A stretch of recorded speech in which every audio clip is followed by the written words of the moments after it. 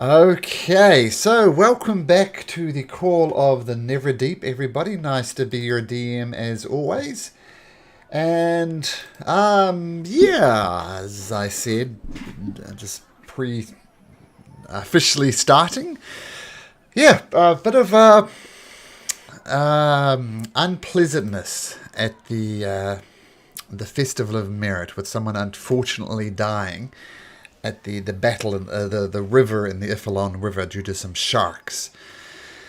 And unfortunately, Mist was kind of caught between the person and the shark, and ended up with two half persons. So a little bit Oh, of that was me. That was my bad. sorry, gaze. Oh, you're right, Yeah. gaze. Gaze, Yeah, yes. yeah, yeah. I'm My the one who ruined it. Yeah, sorry, I'm getting my non-humanoid kind of things. But yes, gaze. Yeah. Anyway, you had half a human. You guys kind of recovered from that, but you decided to just recently compete in the arm wrestling competition, which Rourke managed to win and got himself a medal. Now, there is about an hour to go before the official closing of the Festival of Merit. So, what would you all like to do? I would personally like a short rest to myself because I am a bit damaged from the shark, if I remember correctly, and maybe a bit I think exhausted. I think you didn't compete in arm wrestling, right? No, the shark. No. But Or he's no, said I personally was not. previously that we can recover. Can we recover? Could he have recovered while we were watching Rourke compete? Sure, sure. I think that's fair. So, yeah, Well, my Gaze. HP was just at 14 and now it's at 24, so maybe we did. Uh, Well, let's say you take a short rest anyway, kind of gathering yourself while, the repercussions of the river incident, while Rourke was flexing his muscle and just dominating competition. So, yeah, sure, you can take a short rest. yes. Okay. Nope, I was just on the wrong character sheet. That makes sense. um. Well, I think the only ones we haven't done are something out at the patties, and I think a horizon back race are the only ones we haven't partook in. I don't know if anybody has any preference. I don't think Kipa would, but during any chance of downtime, he would be trying to use his smithing tools with some of the scrap he has to make an improvised badge, just like a little Awesome. medal. Okay, what does your medal look like, Kipper? It would be like two arms doing like what you would expect from an arm wrestling, like two hands on top of each other, but looking almost like the kind of handshake of like two rivals or friends. Like I don't know if you get it. Like it's kind of hard to. Yeah, basically two arms like grabbing each other from the hand. I don't know how to explain it. Yeah. But in a bro type of way. Like the Predator meme with Apollo Creed's arm grabbing Rocky's arm. Pretty much. Yes. Yeah. Yep. And yeah, that's pretty much what I'll be doing for the next time. Does Kipper have proficiency in any type of crafting tools, like leatherworks or something like that? He has on smithing tools only, and I think he has on. Let me just check. He has pretty much smiths and tinkers. He has a few others, but they don't get any use of this. Okay, I think we could justify it as a tinkerer's tools check. So if you like, you can make a tinkerer's tool check and see how well you make this medal. That'll be an intelligence check with proficiency, because I don't know how to make that on D&D Beyond. Yeah, yeah, that's fine. Yep, intelligence plus proficiency. Yep. Okay, I'm gonna just roll like this. Oh my, is it sending? Ooh. And that's plus 2 proficiency. That'll be 21 total. 21. And what are you making this medal out of, Kipper? I have a bit of scrap from some daggers, a mace, and I think a chain shirt that I never used. So I don't know how much I would need, but that's the materials I have. Okay, and work you with. do an excellent job of making the medal with his 2 arms not in a competitive way, but at a friendship. And I imagine the arms are quite beefy. Yeah, I would try to make them look like a bugbear's arm and an orc's arm if I can. Well, with a 21 on your Tinker's tool check, absolutely. All right. Okay, so we'll say Kipper's over the next hour or so is, using his Tinker's tools and putting together this medal. Okay? All right. Nice.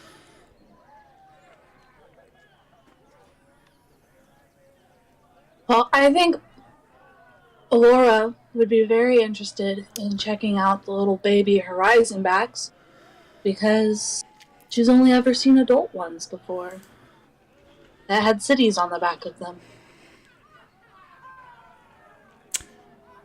Yeah, let's check it out. All right. So you wander through the crowd. People are getting progressively drunker, but it's in a good spirit. There's no drunken idiots getting into fights and so on. Everybody's having a good time, which is just perfect. And a whole lot of festival goers are clustered around a paddock of young horizon-back tortoises that are shuffling around inside the enclosure. The 15-foot tall tortoises are being tended by young herders who are fitting them with makeshift bridles. These individuals overseen by a tall, attractive orc who makes sure the bridles are attached correctly. And the orc waves at you and says, "Have you come to join the horizon-back migration? There's a tortoise for each of you, and a medal to be one of you make it to the end in one piece. Last year we had to rebuild 3 houses after the festival, but I think these bunch we have should be fine. So who's up for a ride on a tortoise?" A ride? Oh, yes. Riding. Yes, ride, absolutely. No, I'll take you around a little bit of an obstacle course, and if you do well, there'll be a medal at the end of it for you. So who's up? About you, young miss, you look like you'd be keen for a young turtle, a horizon-back turtle back race? Is it a race or a ride? Oh, I'm sorry. A ride would be a better description, but people tend to get competitive. But as long as you complete the obstacle course, it doesn't really matter if you come in first or last, as long as you complete it. Well, I guess I'd be up to try and ride one. I don't really care about coming in first.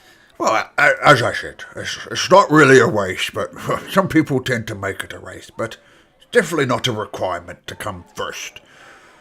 What about some of your friends? Who else would like to come for a ride? I'll give it a shot. I need a chance of redemption. Redemption? Not sure what that's about, but it would be welcome. There was a aquatic related incident earlier today, and it was all. Well, I guarantee you no aquatic-based incidents today. We're not on the tortoises anyway. What about you, big fella? Says, talking to Rourke. Rourke is still looking kind of green in the face. He just kind of waves his hand and then kind of leans over to the side, holding his mouth. He's definitely had too much to drink and too much excitement.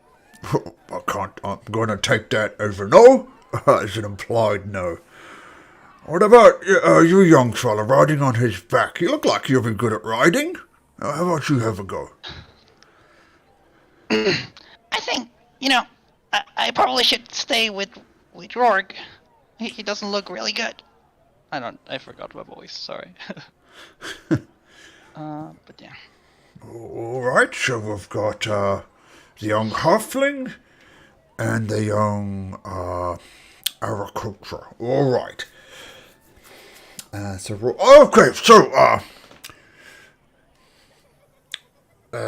Alright. So, if you just step this way, my name is Adan, by the way. What's your names? My name is Adan. Oh, my name's Gaze. Gage? And you, young Laura. man? Laura, nice to meet you. Alright, so, if you just step this way, pick out your favorite tortoise, and we can get started.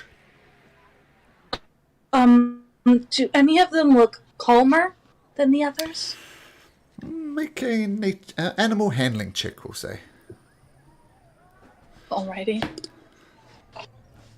Ooh, that was good.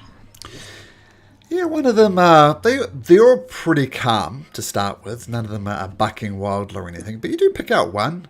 It's kind of almost got like a patchwork of blacks and browns on its back. Almost looks like a checkerboard. And he looks pretty calm. Alright. I think I'm gonna do this one. Oh, checkers. Checkers will treat you right. You have any preference, Gage? I'll go up to one and just see if it takes kindly to me, I guess. Animal handling. Oof. Takes a bite at Okay. you. Sorry, not that one. Might I suggest this one? And this one has more or less... I'll listen to the professional. Yeah, this one is good. And you see his shell is pretty much solid green. We call this one greenback. So greenback and checkers. Okay. And it gives you a little ladder to climb up. Because, they're babies, but they're still 15 foot tall. And, all right. So I'm going to take you for a bit of a tour around the paddock there.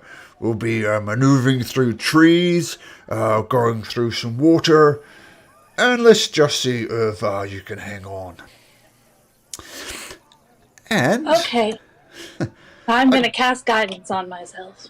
Okay. And as you get up onto the back of the Risenback turtles, you can't help but notice off to one side, you see Ayo Jabi. You see Maggie, you see Irvin, you see Dermot, and the Dark Elf as well. Just watching, not anything, but they're just watching. So, if you make of that what you will. But Aden jumps up onto a tortoise, and he says, okay, follow me. And he goes, yeah! And his one starts moving, and you join the herd of Risenback turtles following around.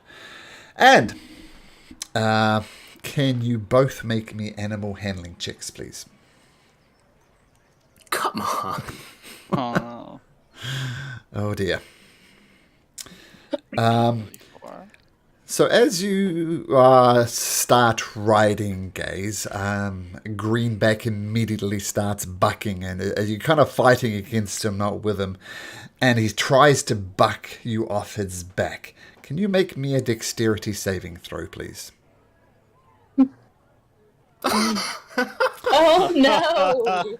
You immediately get bucked from the tortoise, land on the ground, and only take 1 point of damage as you as you fall off immediately. Guys, competition's not my thing. Oh no!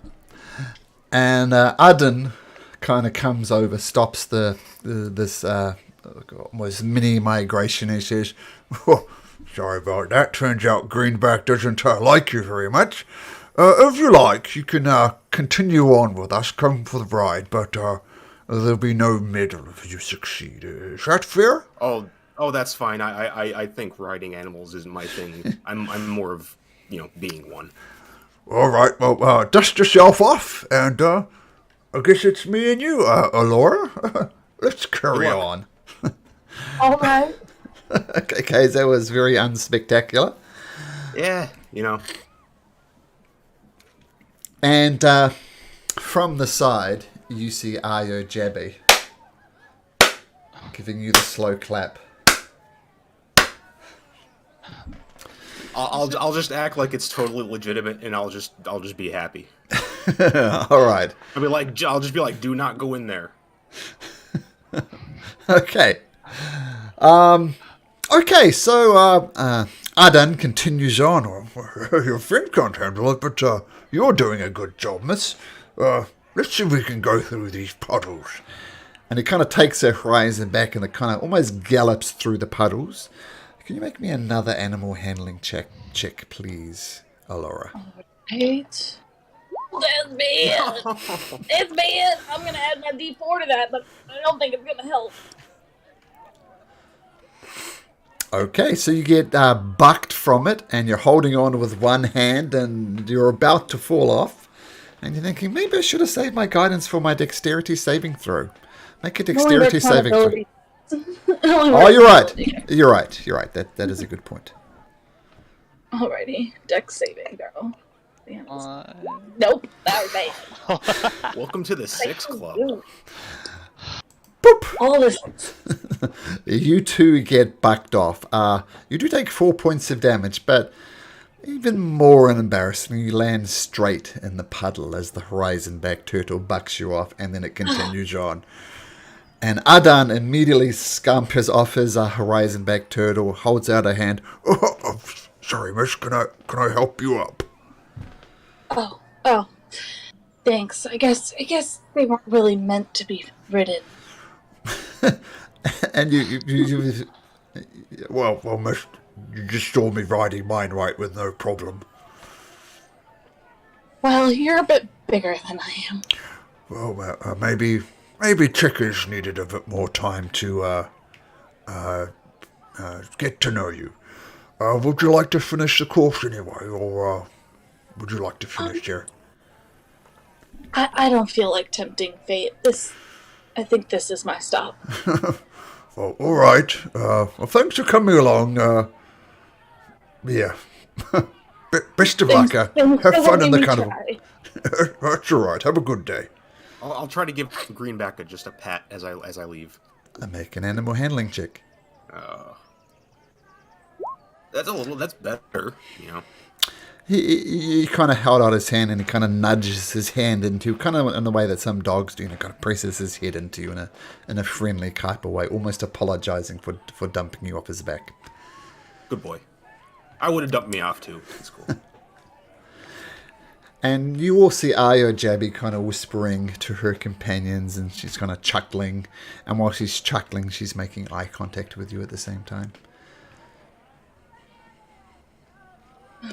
I don't make eye contact. I just start walking back to the rest of the group. Love to have an audience.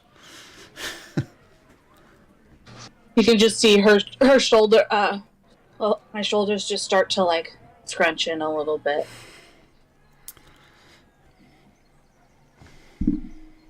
Okay. As I walk back. So. Is Maggie among the crowd? Oh yeah, she's with Ayo Jabby and the rest of them. Avoiding looking at the ones that I dislike, which I think are the Goblin and Ayo. Kipa will approach Maggie. It's it's hard to approach Maggie just by yourself, but she's all in a group. But you can kind of, just talk to her while ignoring the others if you like. I mean, he's going to acknowledge her existence, but he really wants to talk to. I only really want to talk to Maggie. Oh. Maggie! Oh, hello. It's Kipper, isn't it? Yep. The friend of Rourke. Oh, yes. Oh, yes. Your friend Rourke looks a little green. Is he okay? I think it had everything to do with the incident that happened at the pier. You heard about it? I heard about it from Ayo and Galceliad. It was most unfortunate. The way Ayo explained it, your agricultural friend kind of caused the whole incident and caused a young lady to be torn in half. Oh boy. Kiva is gonna give a glare at Ayo. She glares back. Yeah. I mean, a lot of things could have gone differently.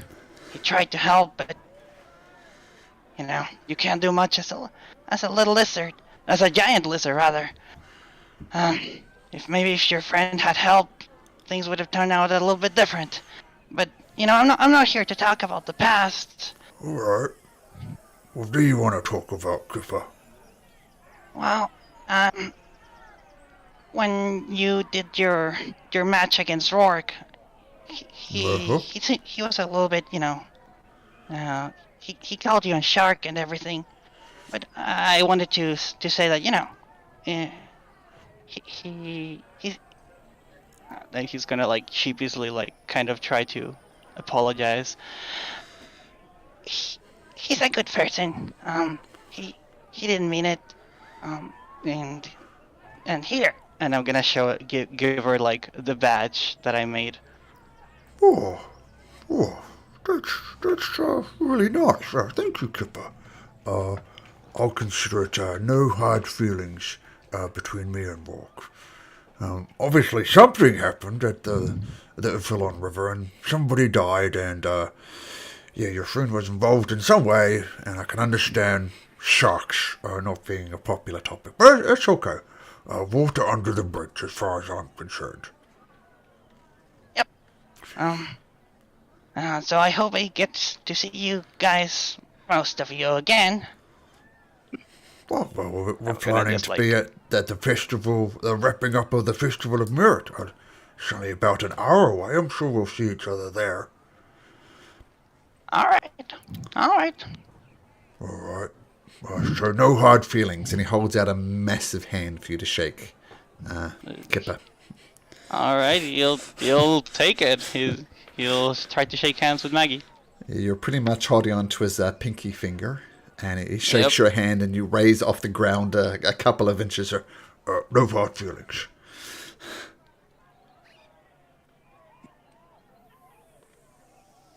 And he's just gonna scurry off. Okay. What are the rest of you all doing? I'm just Skipper coming back, and when he does, he notices Maggie over there. At which point, he puts on a big grin and starts waving, and then he throws up again. Maggie starts waving, and then Oh dear. That's unfortunate. I'll just give a wave and kind of put a hand on Rourke's back and be like, it's all right. It's too much pie. You'll make some room for some later. I have some in my backpack. All right. Yes.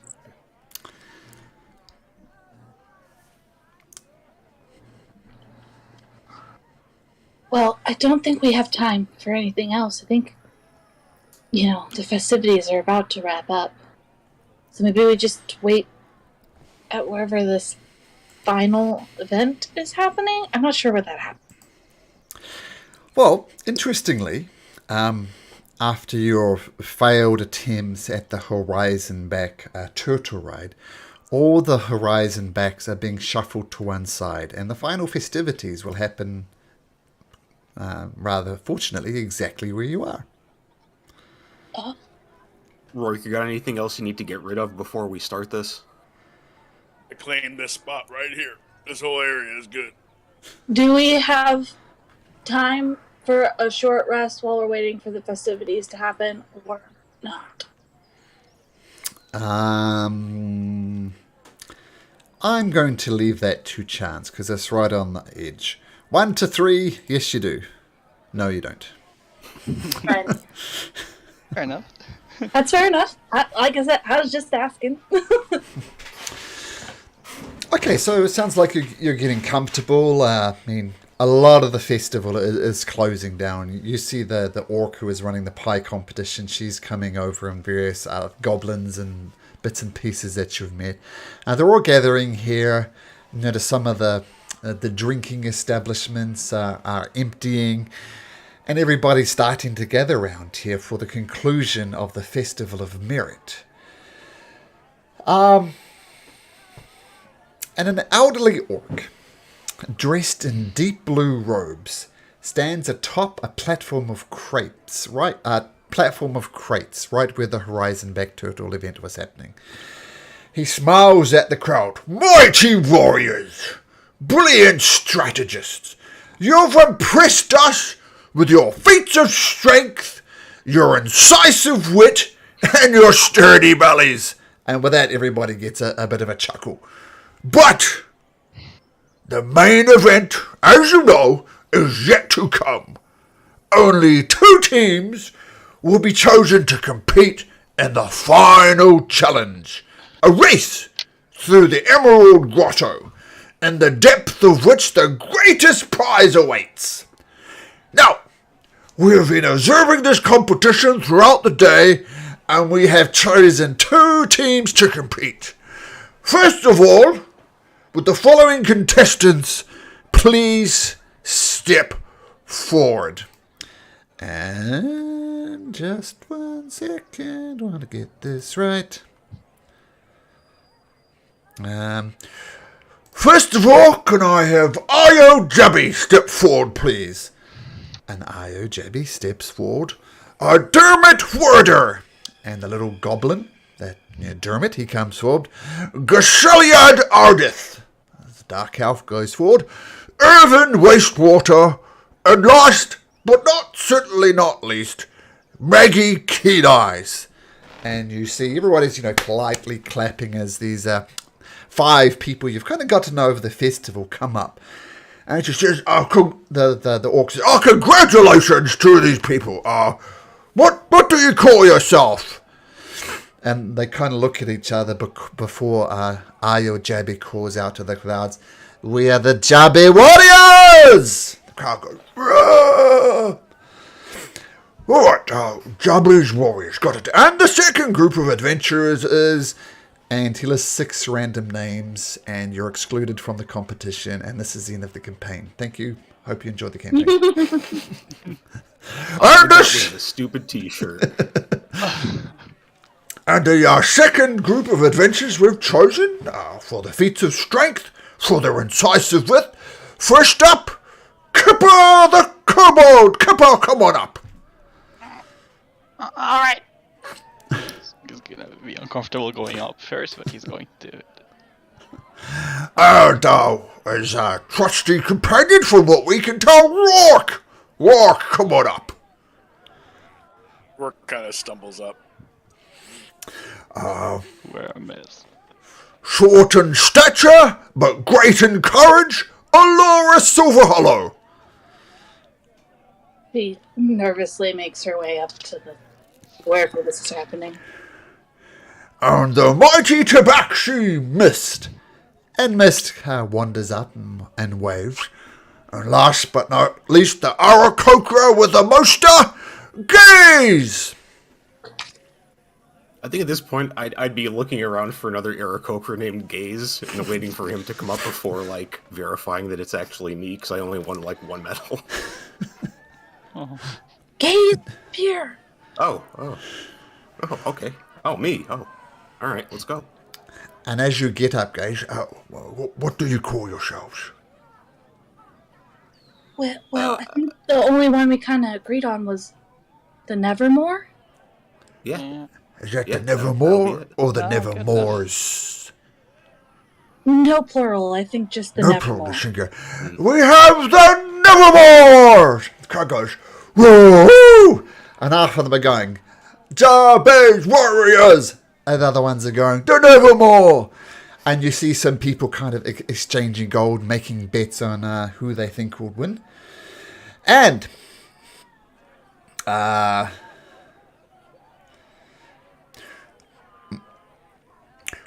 as I said, the competition will be at the Emerald Grotto.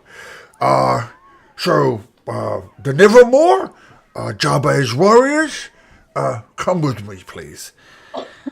and he leads you through the Horizon Back Turtle Festival and down into what he describes as the Emerald Grotto.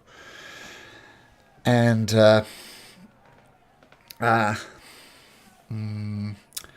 so a different person greets you there, and it's Elder Ushru, and he's a goblin.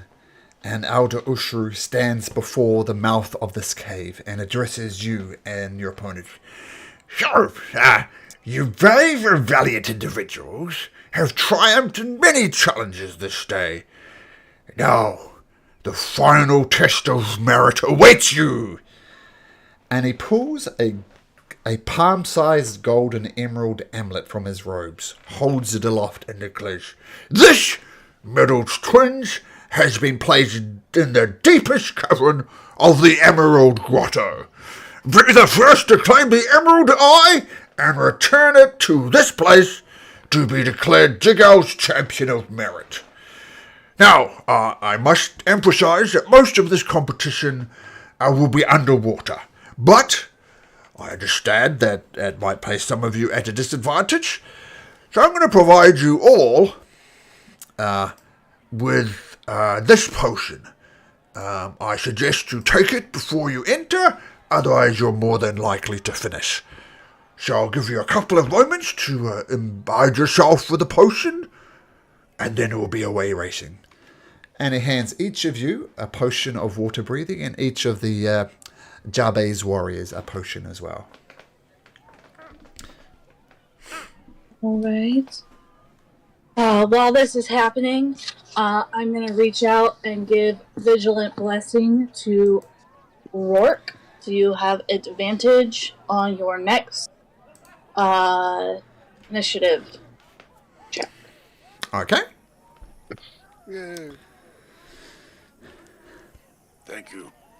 And while this is going on, I'm gonna take a second and I'm gonna conjure up some good berries.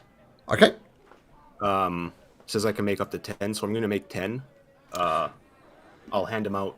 I'll hand 5 out to each of us, and then I'll actually I'll go up to Maggie. Oh, Be hello. like, here, just in case. And I'll give her some good berries. Oh, what are these? Just in case, something happens. You need to, I some eat a quick berry? energy. Oh, that gives you energy. What are these magical berries? Yeah, if anybody happens to be in trouble, eat it. Might give you a little boost. All right, thank you. I appreciate the Sportsmanship. As you cast Goodberry, pop, pop, pop, pop, pop, they appear in your hand, and you hand them out. Very good. Any other preparations? I'm gonna reach out and I'm gonna give Gaze and let's go with how many people can I do? I can do 3. So it'll be all 3 of you. Gaze, Kippa, and Rourke will have 300-foot dark vision. Oh, nice. Through Eyes of the Night. Nice. Okay, and we'll just say that Mist imbibed a little too much, and he's going to sit this one out. He's feeling a little under the weather from too much of the alcohol. So it'll just be the 4 of you versus the 5 of them. Does anybody not drink the potion? No, I do. Oh, I drink it. I do. Oh yeah, I definitely I chug it. Okay. Yeah, I drink it too. So as you see, it smells slightly of the sea, and there's a jellyfish-like bubble floating inside of it. But you drink it down, and you don't notice anything yet. But you're also not underwater breathing. And you see the Jabez warriors. They're consuming it as well, and they're getting ready. Though you notice Jabe herself does not drink from the potion, and she kind of pops it in her side pocket. All right. On your marks. Get set. Go! Can everybody please make me a dexterity check? Just a basic dexterity check. 20, Nope, 14, that was bad. 5, Whoa. 4. Okay. Falls backwards into Guidance the for water. myself. I guided myself. Okay. One little. Yes. I don't think it's gonna help much, but And any little bit will help. 20, 14, 8, and 4. You rush forward into this grotto. The Jabez warriors, though, they do get the jump on them, and as they group, they enter the grotto first. Now, I just need to take a little notes here as we go. Okay,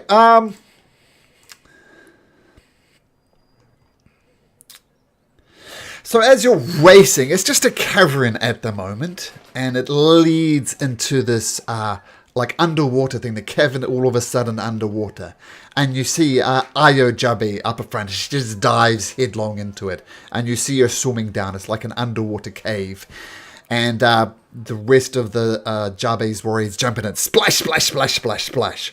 I assume you guys jump in and race in after them? Yes. Okay, so one by one. Cannonball. Rourke's what? Rourke does a cannonball. Cannonball, big sploosh. And you find yourself underwater. You take a moment to, it's disconcerting, right, inhaling water, but eventually you get to the stage where you have to take a deep breath. And you do take a deep breath, and you're breathing perfectly fine. As I said, a little disconcerting at first, and this is what you see. Now, you notice you don't see yourself. Because some of these caverns are quite thin, I think it's easier as opposed to have a big Congo line going. You'll just be represented by this token here. So this is all of you, and this is all of them. And as you see, Ayo Jabe is out ahead of you. And she, as I said, you jump into the water. You jump in the water with the rest of them slightly ahead of you. And light is trickling in from the grotto's entrance, is blotted out by thick patches of kelp that fills this underwater table. The top of the kelp fronds brush the ceiling. But between the stalks you spot a glimmer of light that comes from further ahead. And this is the first fully submerged chamber. And with this kelp all around you, you're trying to swim, push through the kelp, push it aside. Can you all make me an athletics check, please? No, boy. I will guide myself again. I mean, that's not okay. I'm not good at the Yeah, same. yeah, I'm at a healthy +0 on that. So Ooh, that's we 18. okay, so we have a 12, a 14. Can't you guide yourself, Gaze? I keep forgetting.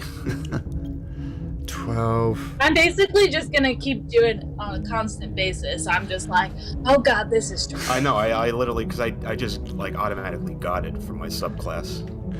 Okay, as you push through this kelp, Rourke and Gaze, you're struggling a little bit. Alora and Kipper kind of push through it. But Alora, you have to reach back at one point and grab hold of Rourke and pull him through. It's kind of easy underwater. And Kipper, you do the same thing. You reach back, grab hold of Gaze, and kind of take him through. You do get caught up in a little bit, and it delays you. You kind of curse yourself like this is a race, and we're already getting caught up in this kelp. But you push forward, and interestingly, as you push, come here. You see a rather large ogre standing in your way.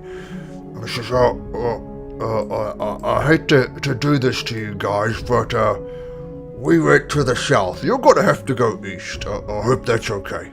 And he's standing in your way, blocking your way to the south.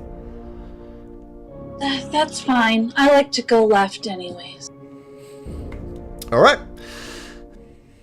Okay, so Maggie kind of stands slightly to the side to let you go through, and you continue swimming forward. And you lose sight of, I guess, Jabe's warrior as you I'd be saying, remember the berries! Just kind of echoing faintly. Okay, and you come around, turning to the left, and the walls ceiling of this floor of this chamber is covered with bioluminescent algae, which emits a faint bluish glow that dimly lights the wide cavern. Two large jagged stone pillars, also coated with algae, stand at the opposite end of this chamber. Surrounding the far pillar in front of the exit from this cavern is a thick patch of bone-white seagrass. And you don't actually see an exit from this cavern. So, but you figure it's on the other side. So you start pushing through this algae. And some of it starts chomping at your feet as you go. Can everybody please make me a dexterity saving throw? Gaze, you swim through it, no problem. Sorry, I have a advantage on dexterity against effects that I can see. Does this count? Yeah, you can definitely see it. Yep. At advantage. With that, if I see Kippa having any trouble, I'd like to try to grab him. Kippa is in trouble. Some of this grass that takes a bite at you, Kippa, and digs into your leg, and you only 1 point of damage as this ghost grass claps onto you. And you're restrained and you're struggling and you can't move. You try and free yourself. Let's see if you can free yourself first. Make me an athletics check. Oh, that was good. Yeah, so you're delayed for just a second. You look back. I think what color is Kippa's blood? Is it green? Mr. Muted Kippa. He's muted. Oh, here I am speaking to no one. I think kobolds have different color of blood. I think it's like red too, right? Oh, well, we'll say it's red. Might be breaking some Maybe D&D a little lore. darker. A Maybe dark just red. Okay. Yeah, darker red. So a thin amount of dark red blood kind of pulls before you, but you pull your leg off. This ghost grass lets go.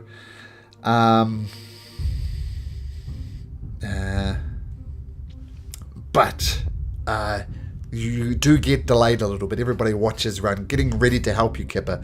But you pull yourself through.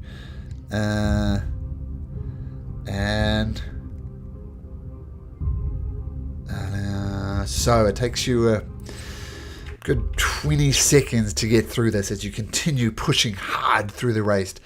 But you break free of this ghost grass and carry on racing, swimming fast as you can through the cavern. And you come to another cavern. It opens up before you. And inside of this cavern, you see the tunnel opens up into this cavernous space. Rays of moonlight shine through a wide crack in the ceiling, which sits 10 feet above water level. One side of the chamber is covered in crumbled and muddy, with the muddy remains of a landslide. As you swim into the area, the little ripples and the little splashes you go courses through the water as more rocky debris slides towards you. I need everybody to make me a dexterity saving throw as this underwater landslide starts falling down on top of you. Oof.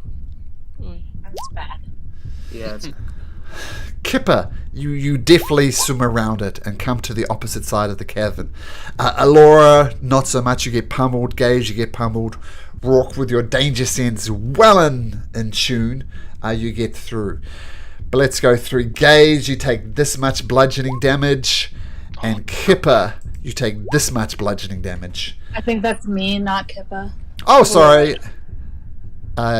The first one was for Gaze, and the second one was from... Oh, what? Oh, 3 of you failed. So let's see. Dexterity saving throw. Gaze, you take 10. Okay. Kipper, you take 10. And Alora, you take this much. Oh, God. Jesus Christ. Okay.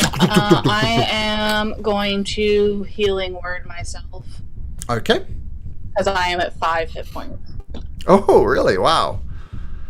Well, because I took 5 earlier between various things in the day. That's rough. Oh. So I'm going to cast healing word on myself. Okay, healing word cast. Let's see what you get for that. 6 healing points back. Now, just looking. I'm going to say Gaze. You notice up the top of the cavern, you notice there's something odd about this cavern. And you look like there's a hidden cave up there, and you can just see something's floating inside there. You can go look for it if you like, or you can press on through the cave as everybody's getting bludgeoned. What do you do, guys? Do we think it's worth checking out? So what did Should we you just- see? There's apparently something floating in a little divot up there, I guess. A little hidden cave. Yep. I mean, I would say let's check it out. I Yeah, mean, Yeah, I'll swim over and check it out real quick then. Okay, guys, as everybody's getting plummeted, including you, you open up this little passageway here, and you'll see this little cavern in there, and you quickly swim over there, and inside there, you see a potion and a spell scroll. Sorry, you have no idea what the spell scroll is.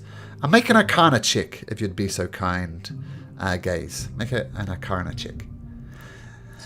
You notice this potion is red in color, and you know that it's a potion of healing.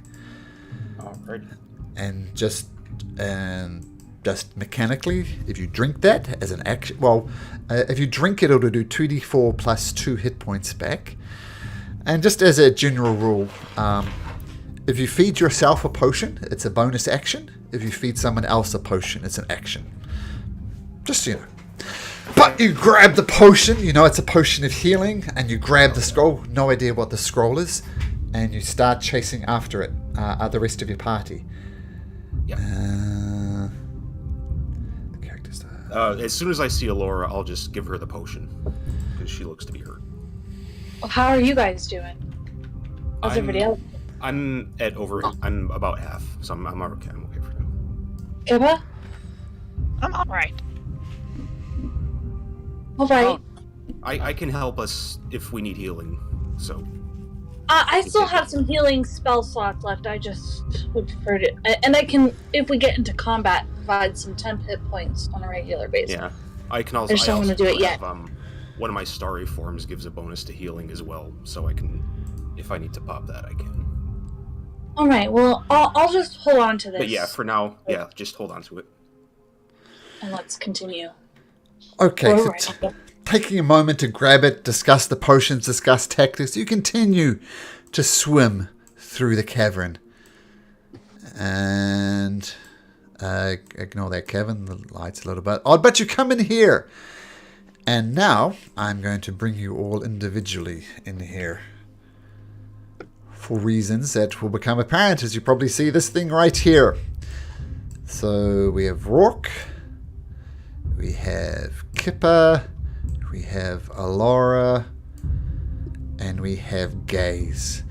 And we'll say that Gaze, you're a little bit behind as you're grabbing the potions in the scroll. Oh, where's Kippa? Oh, there's Kippa. I'll move this up here. And you see, amongst there's this a school of tiny fish. Their body is swimming. Sorry, a school of tiny fish. Their bodies shimmering in the dim light, swirl in formation like an undulating silvery pillar. And they instantly start swarming all around you and start attacking. So if you could roll initiative, that would be great.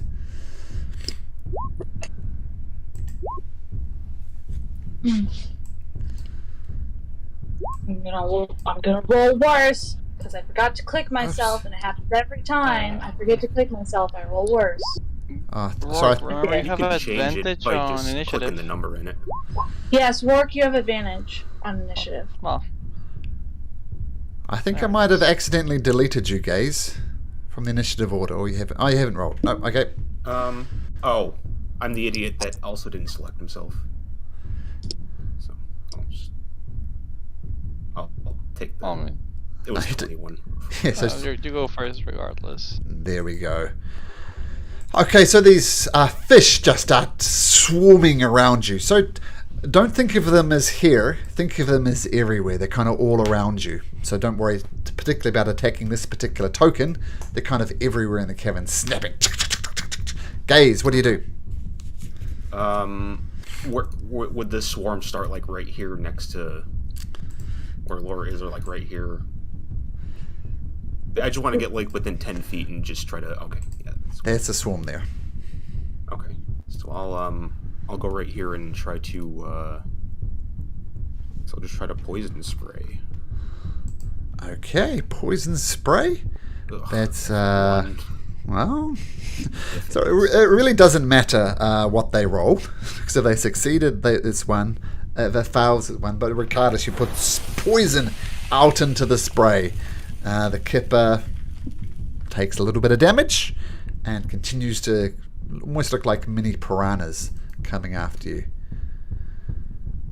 In fact, this is what they look like. It's a swarm of kippers. Quippers? I want to say kippers because that's a cooler name. Okay, but guys, poison spray. Psh, do you stay where you are? Will it be difficult terrain? Ah, yes, it would. Or okay. I mean, you can breathe underwater, but you don't have a swimming speed. Yeah. Okay. Yeah, I'll just move my 15. Okay, kipper. These little things that are going around you. Chomp, chomp, chomp, chomp, chomp, chomp. What do you do? Did you skip Rourke? Oh, my apologies. Rourke. My apologies. Rourke, you're up. Okay. I'm going to recklessly attack with my glaive.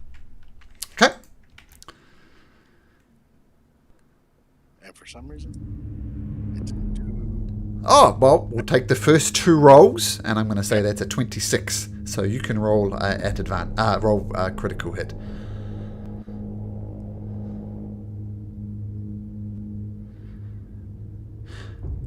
Uh, 10. Need another D10.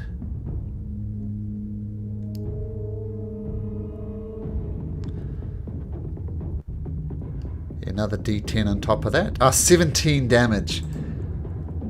Wow. Okay, so you just go nuts and start swinging through the water. Whoosh, whoosh, whoosh, whoosh. And the kippers, 17. So you chomp through a lot of them, no problem. And do you stay there, Rourke? Yep. Okay, kipper. I will. How many are there? Like way too many? Like can you even count them? With Rourke's decimation of them, he's knocked out about half of them, but there's still a good 30 or so swimming around. Okay. I don't have much for this. Kippa will. That's kind of rough. He will just like randomly, kind of like in a line, try to get as many as he can. Like this. Like, oh god. Like in diagonal, like this. To avoid hitting his friends with a Tasha's Caustic Brew. Okay, Tasha's Caustic Brew, so they need to do a dexterity saving throw. And they roll a 17. Oof, So- nothing happens. Nothing happens, actually. Yep. Okay, yep, so Tasha's Caustic Brew and it just dissipates into the water, affecting them. Kippa will just move closer to Gaze, and that's it. Okay, and you've noticed, by the way, that as Rourke did decimate a lot of them, his blade is kind of slowing down with the water, so he's not getting quite as much damage as he'd hoped. But Alora, what would you like to do? Alora's gonna spread out her hands and spread out all of her fingers and cast Toll of the Dead. Toll the Dead. Okay, so Toll the Dead. Well, this will be a D12, right? Because they've already been hit. Assuming they failed their saving throw, yes. And that's a wisdom saving throw. And... I misclicked. Here we go. Wisdom saving throw. Rolls a 0. So 9 points of necrotic damage. You see several of these kippers kind of turn on their back and start floating to the surface as the Toll of the Dead, boom, rings out inside there. Okay. And then I'm gonna move 10 feet to here. Okay, so there's still lots of quippers around here. Let me just check. Not as many as there were before, though. But as you're all still swimming in the swarm, we're going to do this one by one. Gaze, have you taken damage?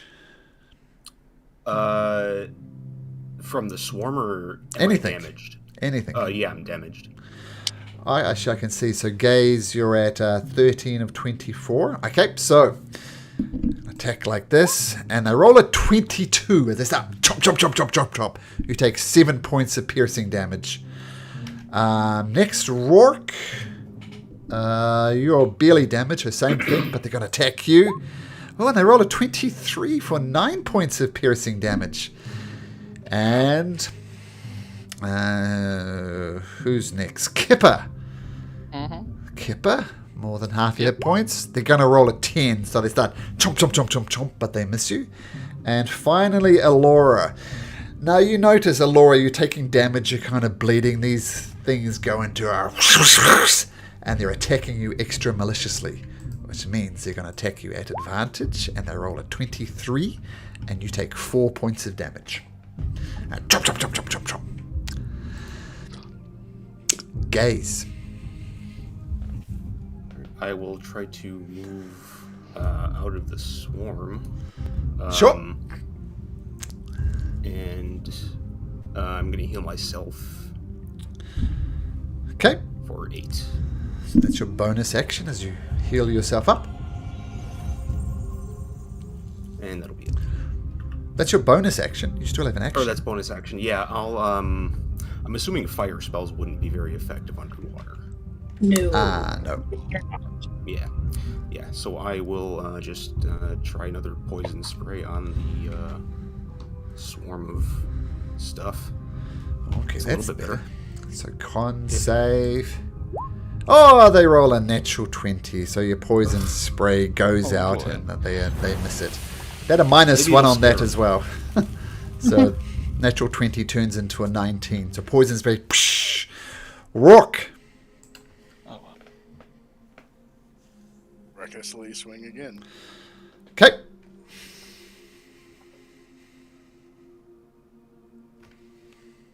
Uh, 25 hits as you carve into these creatures. Like, whoosh. It's not quite doing as much damage as you'd hoped, but still a good hit. There's very few of these creatures remaining, but there's still some creatures remaining. Is that your turn, Rourke? Yep. Okay, Kipper. Kipper will also swim as far away as he can from, well, Sure. you know, outside of the swarm. And he'll be like, damn it! Why do I only know fire spells? And he will do a firebolt at one of the creatures. Wait a sec. Let me just double check these rules. I Fire. think because it's magical, it does go, but they have resistance to it. Yeah, just half damage. 'cause it's Yeah, but I miss, so That makes it sense. doesn't Yeah, really that does matter. make sense. Let's have a look. Yep, all good. Yeah, resistance to fire damage. Okay, but you send out your firebolt and whoosh, just get soaked up by the water with a big burst of steam. Alora, you know that the Quippers are going to get another turn. You feel it's up to you to kill them, otherwise they're going to get another attack. What do you do? I'm gonna do the same thing. Just stretch my fingers out and dead.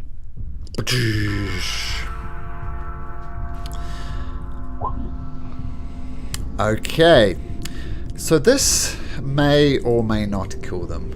I'm going to have you roll this for me, Alora. So it's a wisdom saving throw. They get a -2, so they need a 15 or better on a d20. So roll a d20 and get 1 to 14 is what you want.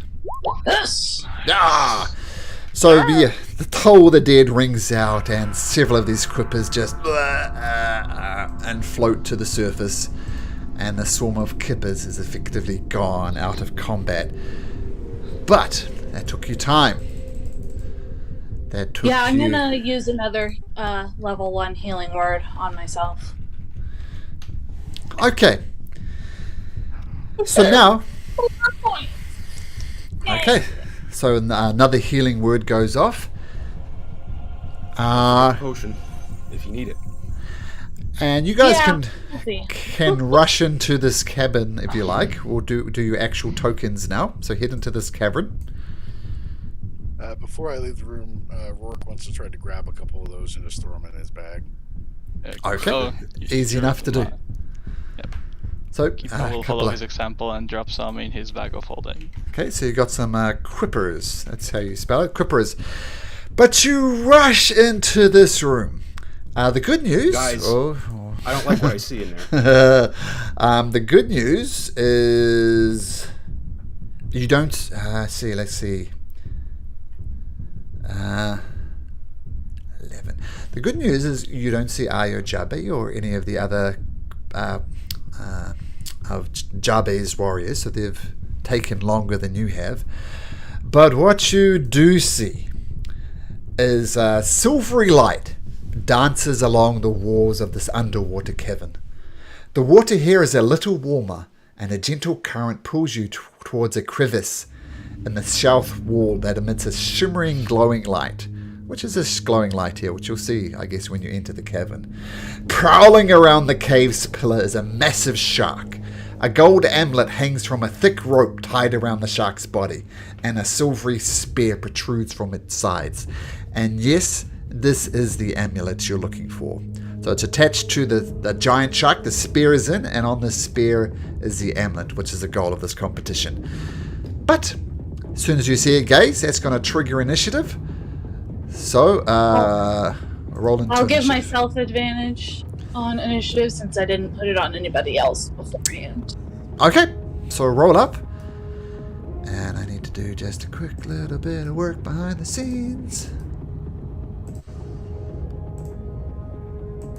Yeah. Great.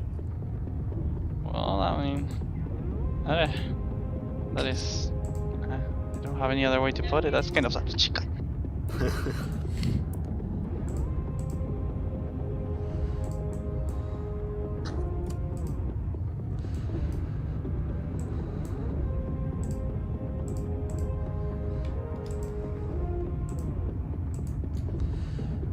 Just get organized so we do this exactly right.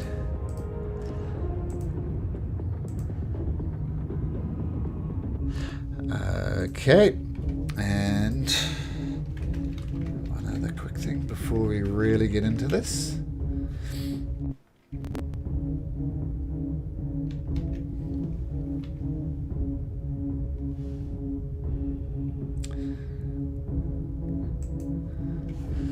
Did I hear right that this shark has a spear? Yep, and attached to the spear is the Amulet. is the amulet that you're looking for. Oh, it's loud. So, I'm sorry, was it attached to the shark or the spear?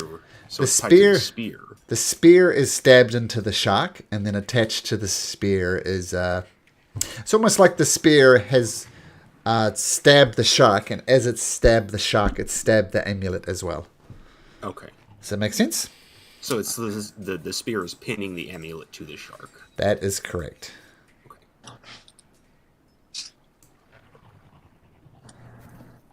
Okay. All right. So, yeah, I'll let them know what I see. Since I'm Okay. one But of these yeah, so bastards again. Skay says, what do you say, guys? We got a bigger shark this time, a much bigger shark, but it's got the amulet, so I don't like shark. Aren't you you like, and me both. aren't you like a druid? Can you like speak with it? I'm not that kind of druid, man. Damn it! And he'll be like, let's kill it then. Okay, so what do you do, Rourke?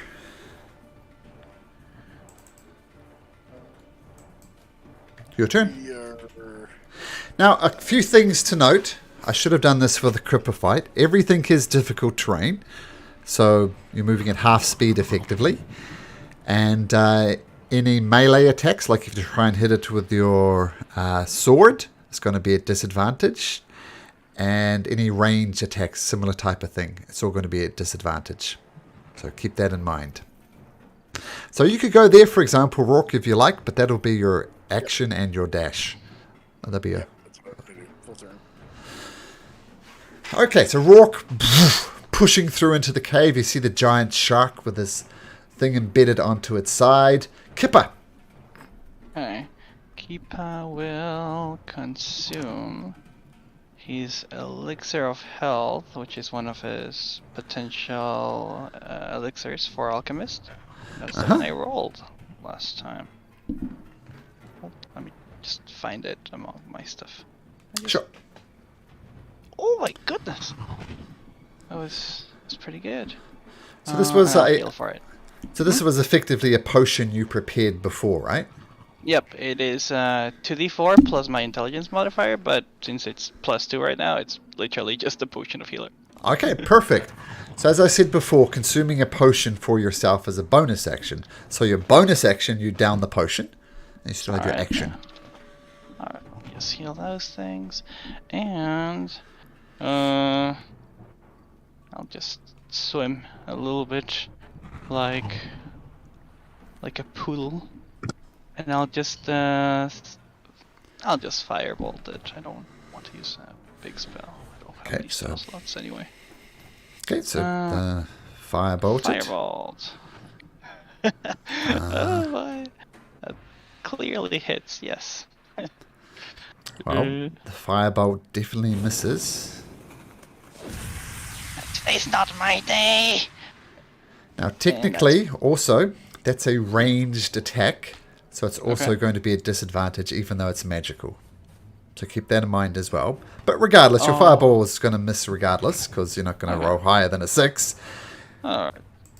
The shark sees this massive form of rock up ahead. And it goes and attacks the bugbear. And it chomps at you with a massive bite. Its attack, of course, doesn't have all its hit points. And it's going to try and bite into you. Chomp. Rolls a 19. Does a 19 hit? Oh, yeah. 15 points of damage. And then it swims away.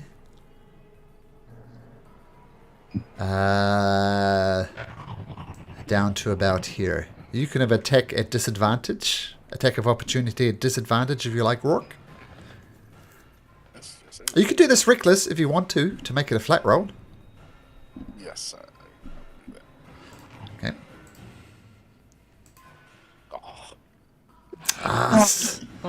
Yeah, not used to fighting underwater, so you swing. Just gets missed. Swing and a miss, unfortunately. Gaze.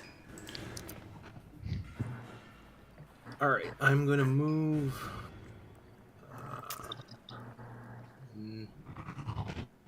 I'm gonna move right here.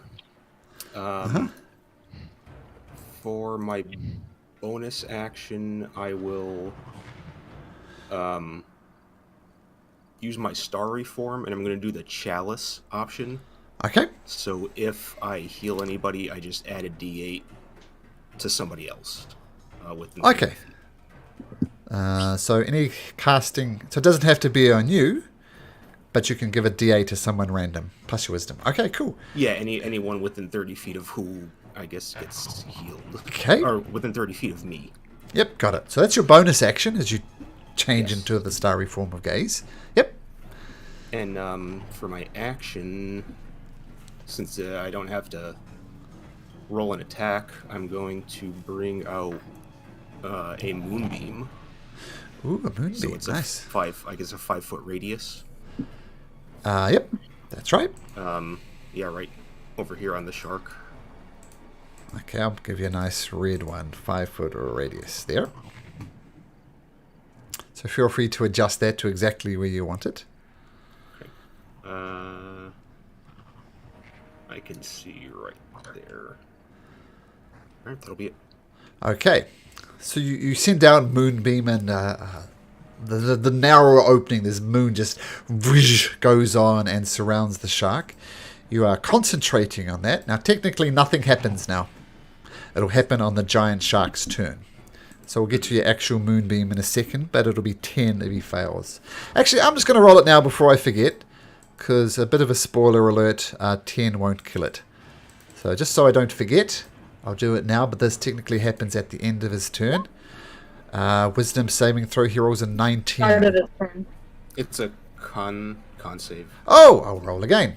Con save, he rolls a 7. Okay, so he takes a full 10 points of damage. Once again, technically that's at the end of his turn.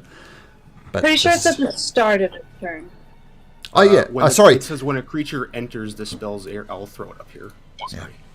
Yeah, so at the start of the giant shark's turn, it will take the moonbeam damage. Okay. So, moonbeam comes down. Alora. Alrighty. I'm going to move up. That's my full movement. I'm going to use my action to do Twilight Sanctuary, Channel Divinity Twilight Sanctuary. Uh-huh. Just put that up for you. It's a 30-foot radius. Okay. And I get to roll a d6 plus 3, and that'll be the temp hit points that you'll get if you end your turn in the 30-foot radius. Okay, so you can see that 30-foot radius. So that 8, that's for you as well? So Yes, that's 8 for for you? anybody. Okay. Is that an action? That's my action, yes, to Okay. activate it. So you swim forward and go through. And when does it get And it? At the then- start of its turn? No, you get if you end your turn in the radius. Okay, so Rourke, what do you do? Oh, no, I have a bonus action. Oh, sorry, my apologies. I'm going to cast Spiritual Weapon as my bonus action and put it next to the shark. What does your spiritual weapon look like? My spiritual weapon looks like just a strong bow. Oh, that's right. Wooden bow. Strung. I should get a nice token for this. And that's a 4. Well, I guess that should be a disadvantage, right? Yep. So there's your bow there. We'll get a nice token for this because this will probably happen again. Where's Alora? There's Alora. Okay, so you should be able to control this bow now. So feel free to put that exactly where you like. I'll put it here. So 14, and I guess it's at disadvantage as well. Yep, it is. Okay, let me roll another one. Sure. That hits. So it thumps into the shark with a thwack. And it would do the first roll there, and it does 8 points of damage to the shark. And then that'll be my turn. And just for funsies, we'll lock that down to the map.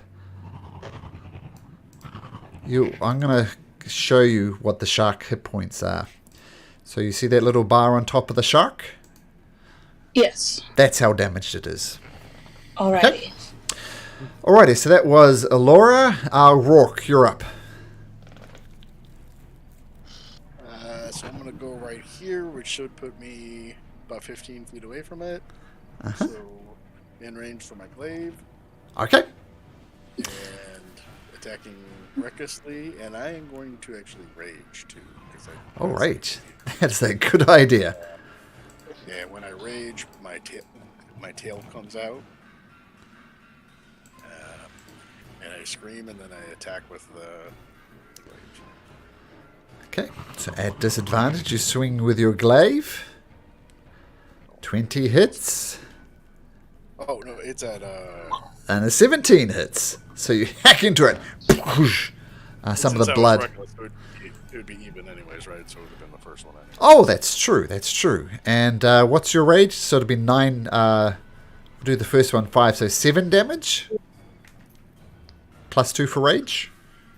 Yep. Okay, so hack into the shark. Blood comes out of it. It's looking slightly damaged, but not too damaged.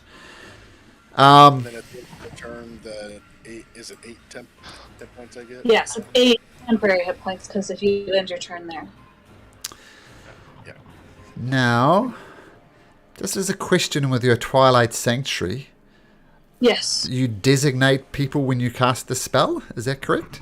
It says whenever a creature, including you, ends its turn in the sphere, you can grant that creature one of the benefits. Okay, because some new people have entered the fray. Irvin comes out swimming first and says, "Oh, but shit, it's the shark! Look, it's the amulet!" And he's going to try and grab for the amulet. Try and grab it off its back. Let me just get the exact roll for this.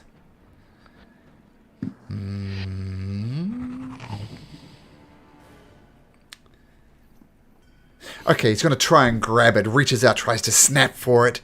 But it slips out his way. And he says, "Bugger! Bugger!" And then you hear people shuffling behind him. He says, "Fine, fine, I'll get out the way." And he shuffles down here. The giant shark is going to try and bite him as it goes past him. Chomps. Ooh. And hits Irvin. And, oh my goodness, that is a terribly bad roll. He takes 33 points of damage. As a bite. Shark takes a huge bite at him. And Irvin goes, "Shit! Shit! Shit!" And right behind Ayojabe, you see... right behind Irvin Wastewater, sorry, you see your old friend Ayojabe. Did he end his turn in my radius? Ooh, let's say 50-50. He's right on the edge. So 1 to 3, yes he does. No, he doesn't. He's just outside it. Ayojabe appears behind Irvin. And you see her, she's just swimming confidently. You know what a good swimmer she is. And she sees the giant shark. And she is going to jab the creature twice with her harpoon. Both at disadvantage. And she rolls a 10 and an 8. So she's like, damn it. And stares into it. She sees the shark take a chomp out of Irvin, and she takes the opportunity to swing around the shark without getting an attack of opportunity. And she does finish in the zone. So how much does she get? Temporary hit points? 8 temporary hit points. I'm going to give it to anybody. Including the shark? No, not the shark. Okay. No, but they're not technically my allies, especially her and Dermot, but I will give them the temporary. Okay, 8 temporary hit points goes to Ayojabe as she swings past Irvin as Irvin's bleeding profusely. Kipper. Don't have many options currently. I will... Oh, here goes nothing! And he will cast his last spell slot with Fairy Fire. Oh, Fairy Fire. Okay. And I will center it around here to avoid hitting Rourke. So Fairy Fire, well, actually, it's a what is the area of effect for Fairy Fire? It's a 20 feet cube, so that'll be like a corner here, a corner somewhere like it'll be like from here, then I think another one here. Why don't you show me? Here. Oh, thank you. Yeah, that'll be great. Yep. There we go. That's where I'm aiming. I can't. If there's anybody on that like lower corner, I can't see them. So. Yep. Well, fortunately, you don't catch any of Ayo's the Jabe warriors. You just miss Galsariad. So, but the shark still needs to make a what type of save? A dexterity save. Yep. It's Dexterity my best save, shot. DC 12. Got a flat number for this, and it rolls a 3. Yes. So the shark, what color does it light up with, Kipper? Green, pink. red, pink. Any pink, yep. Any bright pink, the brightest pink you can make. That's the closest I can get to pink. That is great. And is that a concentration spell on you? Yep. I'll add that to my character if you want. Don't worry. Yep, that'd be great. And the shark doesn't get a save, does it? Nope. Once it's on, it's on. So the only thing that will break this is you losing concentration. Yep, and I will just swim behind Laura. So the shark... Actually, no, it's a shark. It's a shark. I will not assume it's smart enough. Nah. Okay. Galsariad comes out of this side caravan, and he swings up next to the shark and says, "Oh my goodness, this is not good." And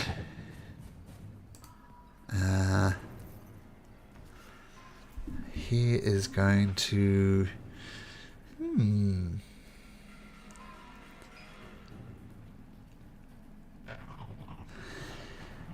He is going to just reach out his hand, takes a deep breath, and actually reaches out and touches the shark. And you see some necrotic energy kind of flowing. But does he actually hit? Oh, even with the fairy fire... Oh, actually... No, even with the fairy fire, he reaches out, tries to bring the essence out of the shark, but he doesn't. And he's just going to move just to the south there. And someone also enters the fray. No. Where is she?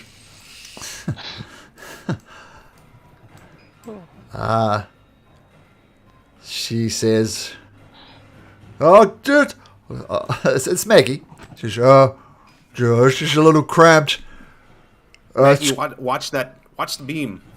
Don't step in the beam. Okay. Well, don't. Yeah. And she walks Try not around and comes around here. I'm going to say that's her movement. She has to move over there, so that's her dash action. Oh! So right now the moonbeam poof goes off, and the shark takes takes the 10 points of damage. So that's official now. And Maggie walks right in front of the shark. So the shark's going to take a chomp at Maggie. And I'm going to bite.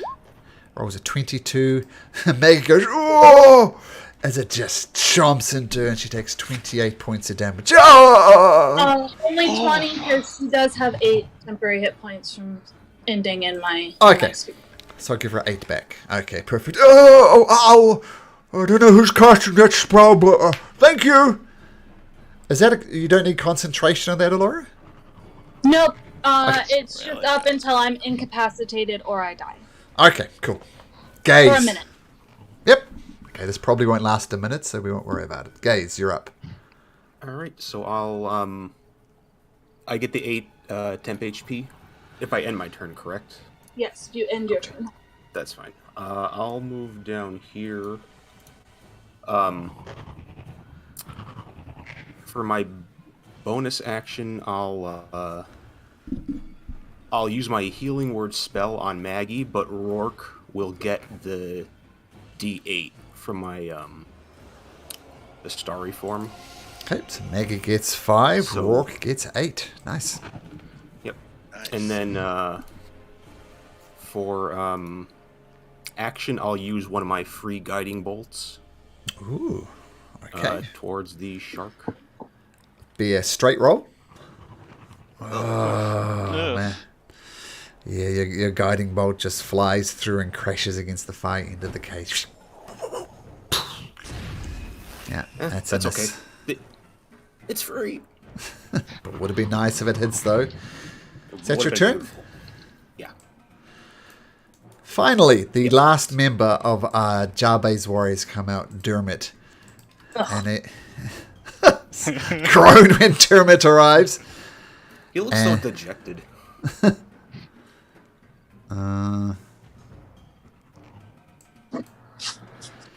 Dermot is going to cast... He's actually going to cast Bless. Oh, that's good. And he's going to bless Maggie. How many healers? Maggie. He's going to bless Jabe. Ayo Jabe. And he's going to bless Irvin. You go. Hey, sir, look out! There's a goddamn shark there! And he cast Bless, and you feel the holy... I don't know if you recognize it, but he's a worshipper of the Luxon. And so you see this... Yes, we already discussed this. Oh, yes. And you see the dodecahedron shapes leaving Dermot and encasing Jabe, Irvin, And Maggie, she's oh, and he takes a step back, hiding in the corner. So that's Dermot. Alora, back to you. All right. I'm gonna do bonus action. Spiritual weapon. Okay, yep, attack with your spiritual weapon at advantage. Sorry, I didn't mean to shout flat there. Is it advantage or is it just a straight roll? Straight roll. So straight roll, yeah, 21 hits. Yep. So roll damage with your spiritual weapon. Ooh, max damage. 11. So it comes down and just slaps the shark with the blunt end of the bow. Boom! So 11, Right on the nose. right on the nose, which is apparently where you should hit a shark. And it takes 11 points of damage. And then I am going to, for my action, just do a Toll of the Dead. Okay, so Toll the Dead, cool. He needs to make a wisdom saving throw. And he rolls a 13. Does a 13 pass? It does. That just yes, passes. beat it.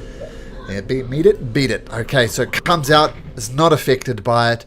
The action swings back to you, Rourke. And I just noticed the shark rather foolishly didn't get out of the moonbeam, but that's its mistake. Rourke. Rourke will go ahead and just attack. Yeah, that's just what he does. He's going to attack recklessly. I can use my action to move the moonbeam as well. Yes, you can. Yeah. 19, that's hit, so that's 10 points of damage with your rage modifier on top of that. So 10 points of damage as you hack into it with your glaive. And that's all for me. Okay. And I will note that you did attack recklessly, even though you didn't technically need to, since it's already illuminated by the fairy fire. Mm-hmm. But them's the breaks. Sometimes barbarians rage no matter what. Go reckless no matter what. Rourke is not smart. Give yourself Okay. more credit. Okay. Irvin swings over wait, here. I forgot to re-roll my Twilight Sanctuary really quick. Okay. Where did I put it? Oh. Right here. Okay, so if you have less than 4 temp hit points, you'll get 4 if you end it in 9. Okay, cool. Yeah. Irvin says, oh, shit. And he brings out 2 daggers from his belt and goes, whoosh, tries to throw them at the shark through the water. So once again, these will be flat rolls. And he rolls, wow, a dirty 20 and a 23. So both of them are going to hit. Let me just check something. Oh, that's pretty good. So you see the first dagger come in and just dig into this creature. And you notice on the daggers there's some type of green substance as well. And the shark recoils from it. But then Irvin throws the second dagger and it digs in and you notice a little bit more of this poison. He seems to have covered his daggers in poison. But it says, shit, that's me out. That's, yeah, I had 2 daggers. Fuck. And he just takes a step back. Io Jabe. Excellent swimmer that she is. Yeah, she's going to swim straight up to the shark. Once again, she's got a swim speed. She's going to use her harpoon twice at flat rolls. And one of them hits and it digs in for 11 points of damage. And she says, and she tries to dash back here, getting out of the range of the shark. The shark's going to take a bite at her. Ooh, and it gets a big old bite in her, and she takes 24 points of damage. She recoils back. She's, fuck, tactical mistake. Kipper. Keep out well. Why is there another bow here? Oh, whatever. He's gonna. That's Laura's spiritual weapon. Oh, okay. Like this one too? Like, oh, doesn't matter. Oh, no, this one isn't here. Sorry. Bye, bow. Hey, no, the loot, it's gone. Keepa's just gonna swim a bit closer to the shark, and yeah, He's gonna firebolt, might as well. It's a straight roll right now, right? Yep, so Firebolt. 13 hits. 13. Does hit. Wait, that's not right. Sorry, I misdid the shark. That's better. Okay, so 10 points of damage. Explodes on the shark. In half. And divided It's, in half. Resist. Yep. Yeah, so 5 points of damage. Okay, stay there, Kipper. All good, yep. Okay, Galsaliad. He'll do the same thing he tried to do before. He'll swim up to the shark, reach out a hand, touch the shark, and you see blood, dark energy flowing out of the shark and coming into Galsaliad's body. And the shark takes a bunch of damage. And you notice some of the wounds on Galsaliad are healing up. And because he's already taken an attack of opportunity, he shall move there. Maggie, with blemishes. Actually, one of Io's should have been... it still misses with a harpoon with a bless. But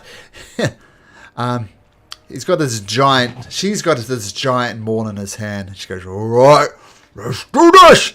And swings the giant maul, and it just smashes on the rock, and the rock shatters underneath the shark.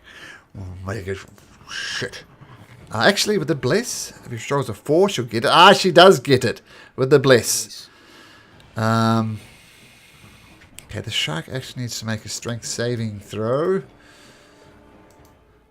which it passes easily, but still she bludgeons it. Is that minimum damage? Almost minimum damage. Does 7 points of damage from Maggie. She rolled a 1 and a 2 on her damage dice. Interesting. There's the moonbeam. Oh, okay. What is it? A wizard? Constitution? Yeah.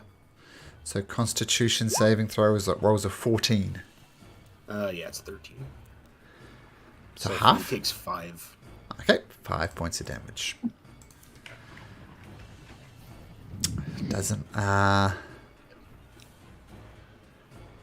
Doesn't like this moonbeam anymore.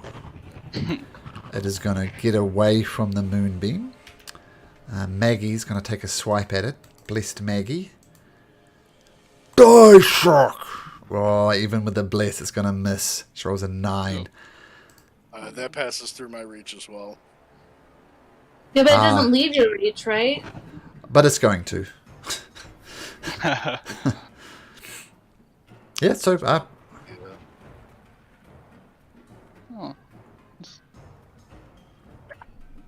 9. Swinging a miss. Whoosh. As it goes past you, Kipper, it is unfortunately going to try and take a chomp at you. Alright.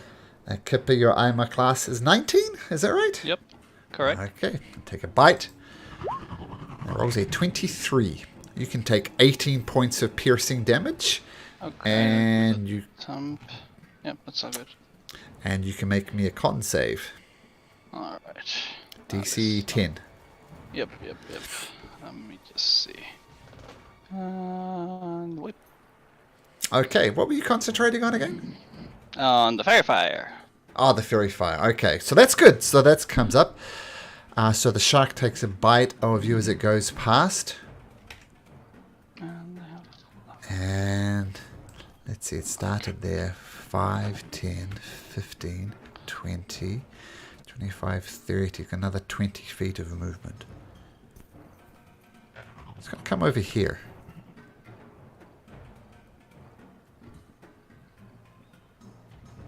Yes, which is good for Gaze. Well, maybe good for Gaze. I don't know what Gaze thinks of the situation, but Gaze, it's your turn. Yeah, I will. Did you get your 10 hit points, by the way, Kipper? Just to make sure. Oh, Yeah, I did had use them. 8. He already had 8. Oh, okay. Okay, yeah. cool. Gaze. But Maggie should have 4 more because she got hit before. Okay, I'll give her 4 more. Okay, got it. Gaze. Alrighty, I'm gonna use. I don't want to swim past it. I'm just gonna back up to right here. Okay. I can see Rourke. So I'll healing word Rourke, and then I'll give Kippa the D8. Okay. For 8. Nice. Your starry form's doing better than your healing word. That's pretty cool. Yeah, that's nuts. That's nuts. Yep. Okay, so that's your bonus action. Yeah, actually, because I was right here, correct? Mm-hmm. That's where I started, I think. Yes, you did. So I moved here. So yeah, I'll move 5, 10 more. I'm gonna try to grab the amulet. Okay, that is an action, so yes, you can. Make me a dexterity check, please. Just a plain old dexterity check.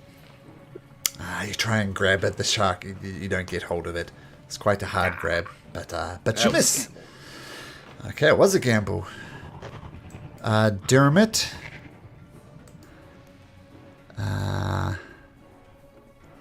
Swims out to there.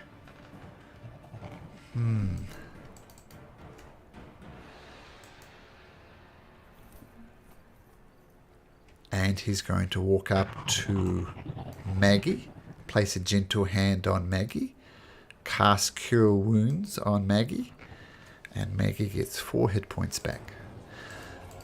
The blessings of the Luxton be upon you. Maggie says, Thanks, Dermot. And Dermot says, don't want to be eaten by a shark. I'll just move back here. Laura. Right. I can't quite see him, so I'm gonna step 1, probably 2, and then I am gonna use my bonus action to move my spiritual weapon 5, 10, 15, 20. Yep. And try to hit with my spiritual weapon. Okay, straight roll.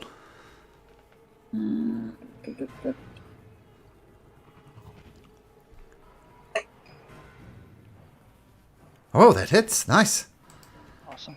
My halfling luck right there, because I rolled 1. Ooh, that's good. Yeah. 10 points. So 10 points of force damage. The shark is looking in trouble, but it is still up. So that's your bonus action.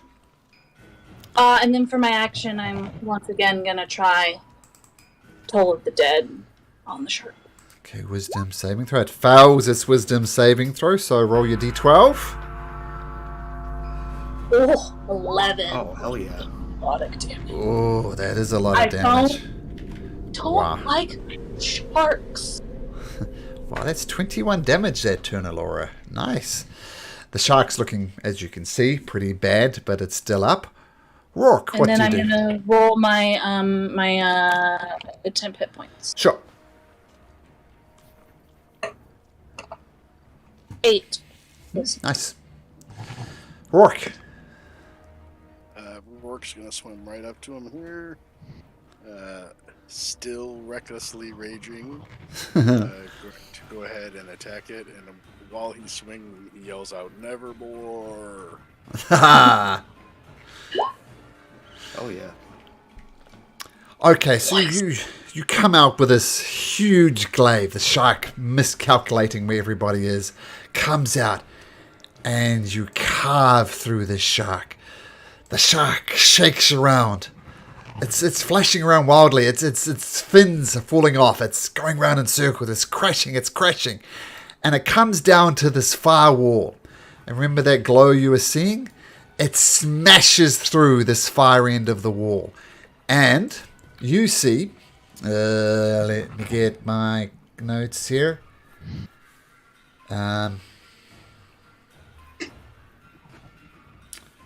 So the dying shark, as it's thrashing around with this blow from Rourke, slams into the stone pillar at the end of the cavern.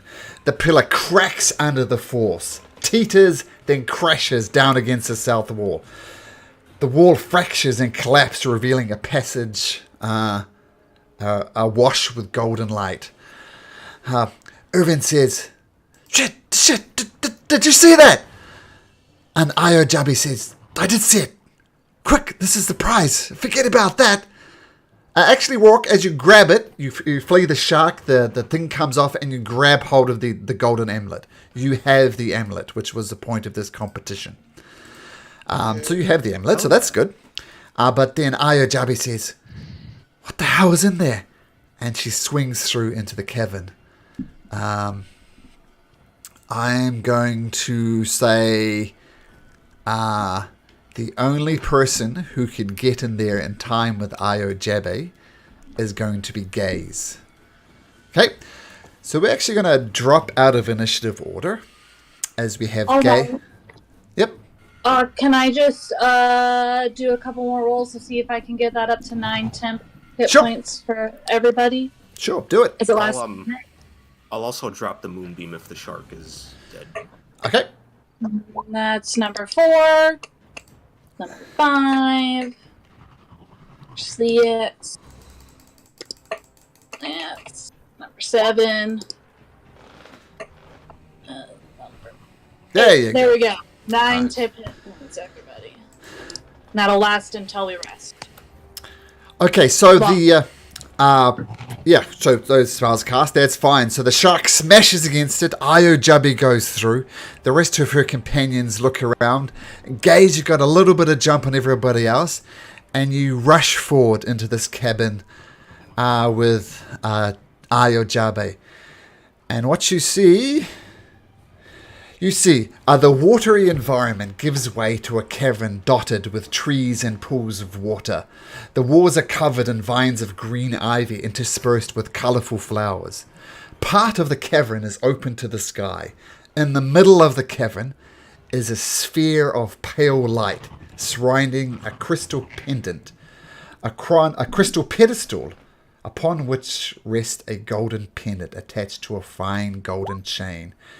And what does it look like? I'll give you some art for it. It looks like this.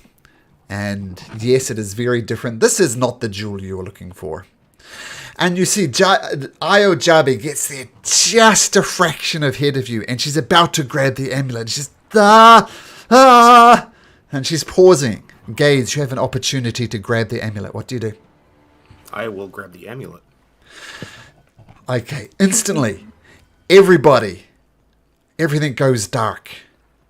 You can't hear anything. Sound of the shark, the sound of the lapping water, everything goes quiet. And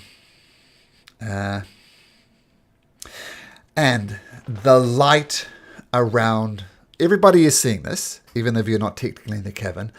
The light around the pedestal fades as a spectral figure in the form of a male human rises from the amulet. He is dressed in leather armor and a tattered red cape, and wears a shield. His face is framed by curly brown hair, and he bears a melancholic expression. He pleads, I am imprisoned. Please help me.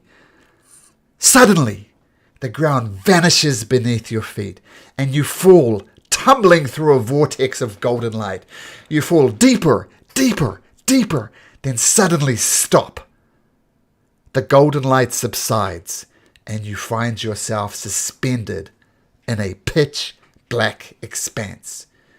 You feel water buoying you.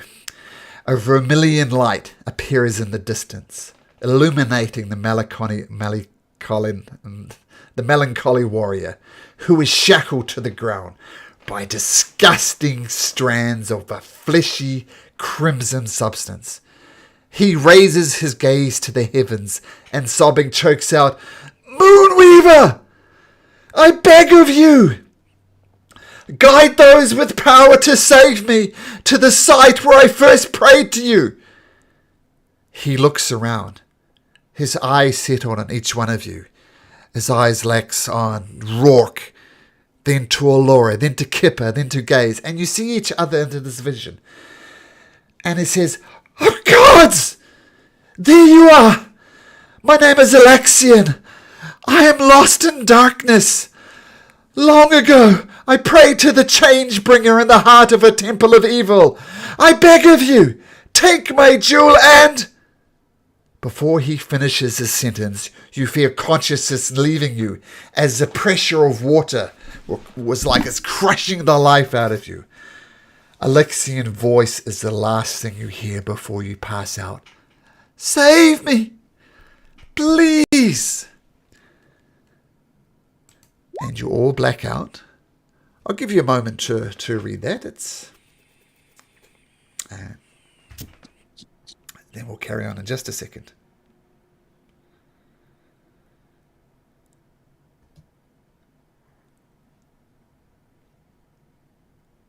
Because there's a lot in there.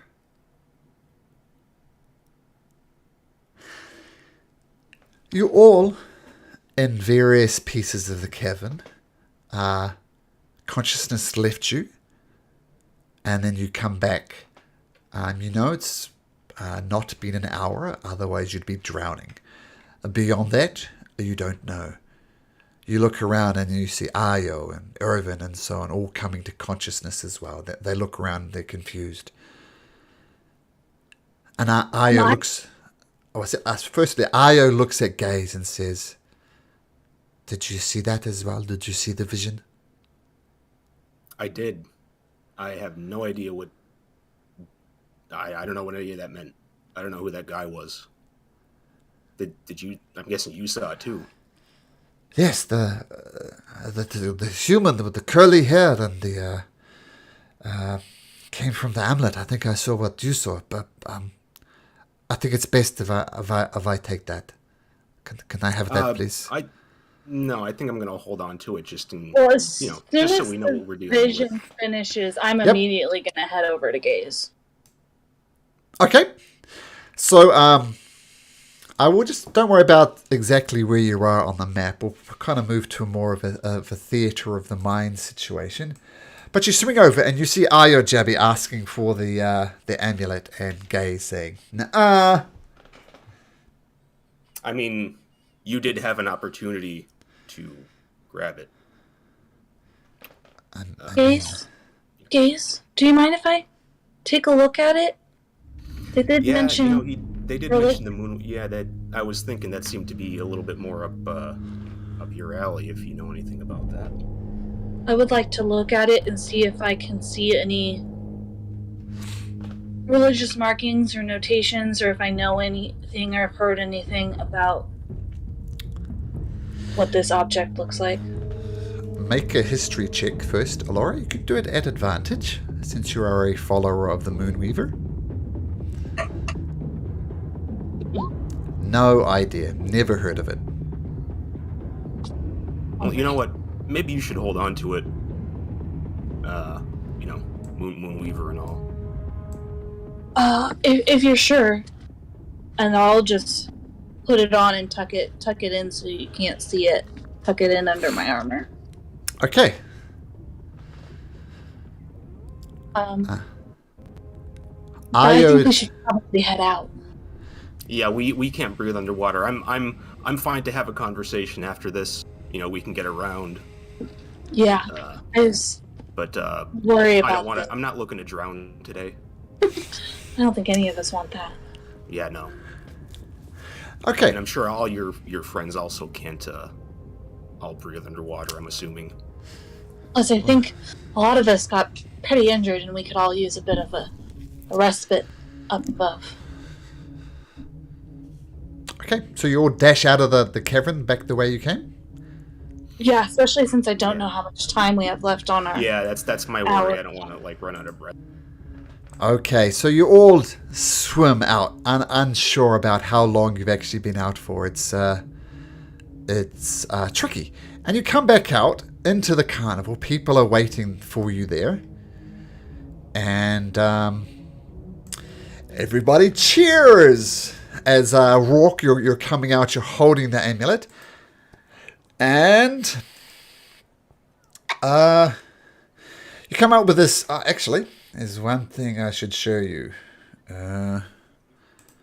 just some art for the vision that you saw. And as soon as I can find where I'm supposed to be. Okay.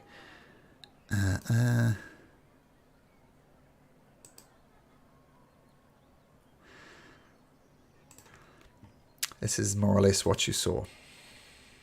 I'll make sure there's nothing there. Actually, I'm just going to edit something. Yep. This is pretty much... Whoops. If I could click on a button. There we go. This is pretty much what you saw in your vision.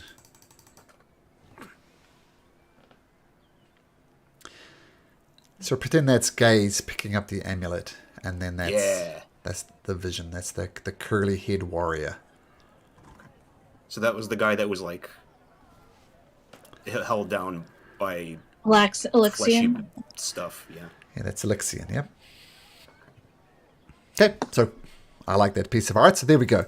But anyway, you come back out into Jigao.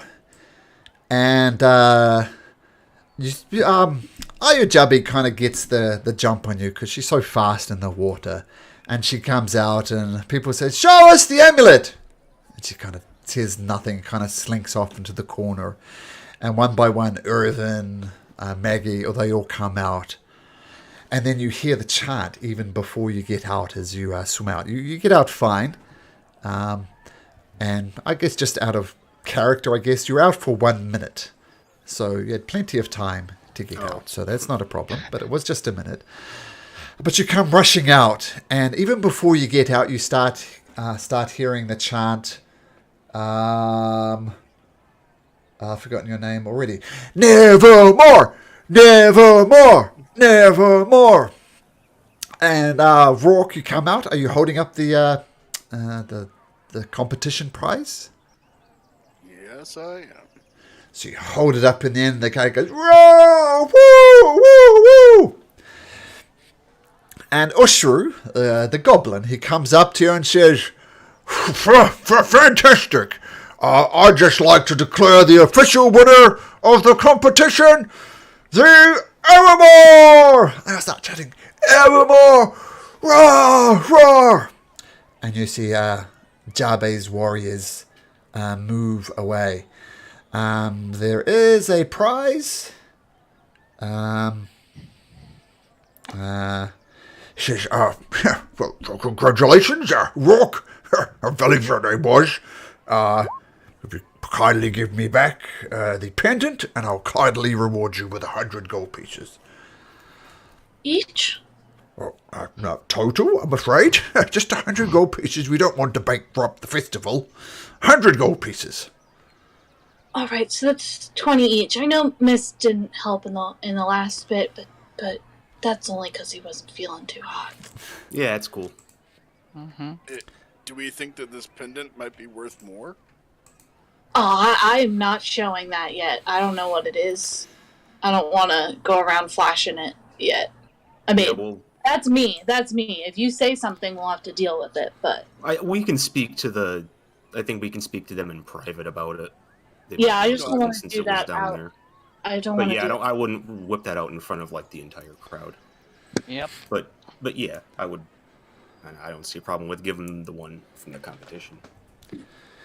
Okay, Yeah, the competition. I'm just gonna give Mist his 20 gold pieces before we forget. So Mist has 20 extra gold pieces. Okay, so yep, Mist got his 20 gold pieces. Okay, so what do you do? Crowds kind of finish cheering for you, and they're basically going back to the pubs. Oh, by the way, free board at the Broken Tusk for the night as being champions. So free drinks, free food, free accommodation at the Broken Tusk. And once again, congratulations. Thank you. I'm gonna look for the elder and be like, "We found something down there. Could we speak to you privately?" Yes, of course. Let's go to the Broken Tusk and let's see if we can find a quiet corner. All right. Okay, so the orc follows you Or you Oh both? no, I meant the elder. Whoever the Oh. elder wasn't he a goblin? Yeah, the goblin, Ushru. Yes, that's who I wanted to talk to. Yeah, okay, sure. Let's meet at the Broken Tusk. Okay, and interestingly, anyway, I think we have much to discuss. And so you go to the Broken Tusk, I assume. Yes. Okay, so there's a lot of people drinking in this tavern. Obviously, it's a party going on, but yeah, people going on. There's somebody playing music in the background. There's people murmuring. Actually, I don't like this one. Let me just change something. We're going to go to this one. There we go. Raucous drinking. Okay, people are cheering, celebrating. A lot of people pat you in the back and say, "All right, congratulations! Yeah, evermore, woo!" But eventually they grow bored. It's Nevermore. Oh, nevermore, woo! And but Ushru says, and he kind of slips the barkeep a gold coin, and the barkeep comes and kicks out a bunch of halflings who are taking up a corner. Says, get out of here! And effectively, he gives you a quiet corner in the pub as everybody's too distracted drinking. They're going about their business. So what is it you wanted to talk to me about? Real quick, before all those halflings leave, I want to go ahead and go to them and say, apologize, and then, give them a couple gold pieces for their trouble. Cheers, mate. No problem. We're kind of leaving anyway, but we appreciate it. Congratulations, friend. Right. Well, when we were down there, we found this glowing amulet, and when Gaze grabbed it, gave all of us, including the other team, this vision. While we were down there, and I'll pull out the amulet that's around my neck. I'm not going to take it off, but show it. And it was a vision of a brown curly haired man asking for us to save him. Something about going to where he first prayed to Moonweaver, and some stuff about the Changebringer and a Temple of Evil. It was all a lot. Please, is there any more detail you can give me? Please. Yeah, it knocked us out for a minute or two. It Okay. was glowing, it was floating. It was, basically the shark knocked out some kind of cavern that was being blocked, and it was just kind of sitting up in this little chamber. Interesting. He said his name was Elixian? Elixian. Interesting. And as this is quite an important plot point, I think we'll take a 5-minute break. I want to make sure that Rourke hears this as well. Let's take a 5-minute break, because I want Rourke to hear this as well. And so grab some water, and we'll see you in 5 minutes, and we'll carry on from there. Sound good? Alrighty. Okay, see you in 5.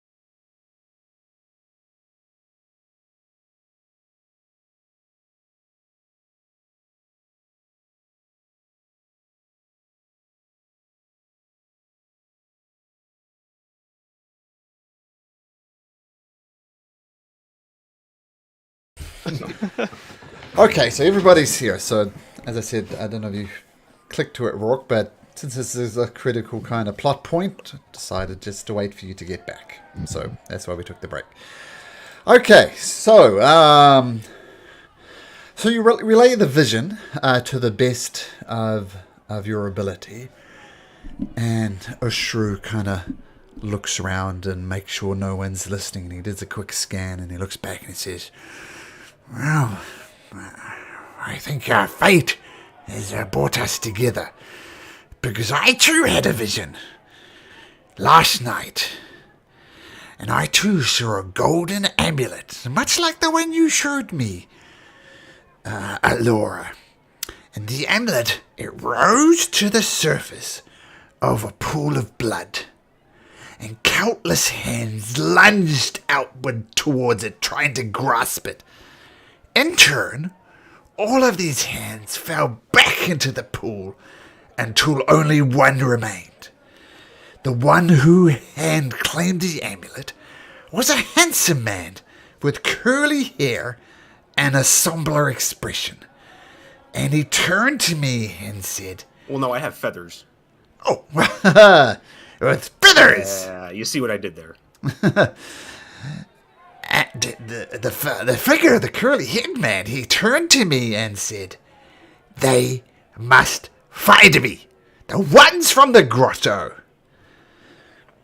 And tell me, did anything happen to you in that place that would help me understand this vision even better? We relayed everything to you. He said stuff about going to the site where he first made the Weaver. His name was Elixian. Yeah, the other team saw it too. So, you're saying that this, we all had visions of this person for a reason. Maybe we're all kind of tied to this thing somehow. I don't know what more information you're asking for. We told you everything. All right. Well, keep in mind, I think this is critically important, so forgive me if I dig for too much details. Well, was there any reason there would have been some kind of hidden chamber down there? I mean, there didn't seem to be anything else but the shark and the amulet. I didn't see any kind of, altars or any kind of, religious or celestial. We've been running this competition for decades, and countless groups of adventurers have gone down there. And I think someone said the shark thrashed and broke through something?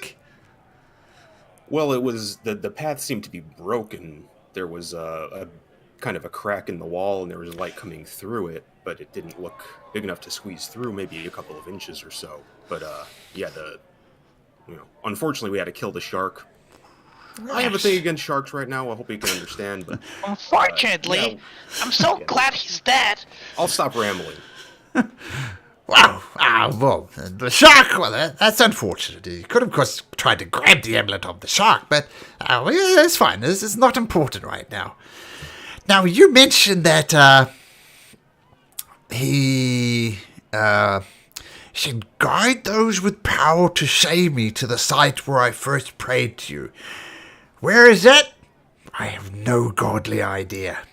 But... And I don't even know who this Elixian is. No, never heard of him. But... You did mention the Moonweaver. So. That's something. We mentioned that. Now, people pray in churches. Well, yes, People that is pray true. in lots of places, Rourke. And technically they're temples, not churches. Now, if you're interested in following the thread of this, because he mentioned he prayed at a, he first prayed, where I first prayed to the Brood Reaper. Now, two things that are interesting. And he gets down, even lowers his voice. Do you people know what a vestige of divergence is? I don't think my person would know. I mean, I know what one is. I know what they are. But should I do a check to see if Aurora would know what one is? Sure. They are kind of religious in nature, some of them. Make a history or religion check. Your choice. Alrighty. Is she going She for? definitely does. Oh, nice. Absolutely. Knows what a vestige is. So, Ushru says, So what have you found there is a vestige of divergence. Do you know what that is? Yes. Is this one of the Moonweavers? It could be. The signs would tend to point that it's a Moonweaver, as the Moonweaver was mentioned in the vision. But yes, you have indeed found a vestige of divergence. Enchanted relic from the time of the calamity. And this particular one you found is the Jewel of the Three Prayers. just put that in chat. Pretend there's a J at the front of that. Now, as you no doubt know, Alora, people do not stumble upon vestiges without a reason. No. So No, there's usually some other force guiding. So I think it is safe to say that the Jewel of the Three Prayers, you did not find the Jewel of the Three Prayers. The Jewel of the Three Prayers found you. It seems you have a destiny, or it has found you for a reason. What that reason is, I don't know. Now, that implies to me that this Elixion, I mean, I'm a bit of a scholar of history myself. I have never heard of Elixion. So I get the impression he came from a long, long time ago. Maybe even pre-calamity, that long ago. And there is no place, I know, where the memory of the Limmer, the calamity, lingers longer than in Bazozan. And I believe in Bazozan there's a temple, an ancient temple. So if you're interested in following this thread, I would strongly suggest you go to Bazozan. I mean, all signs, for me at least, I can't speak for the rest of you, point to me continuing along this journey.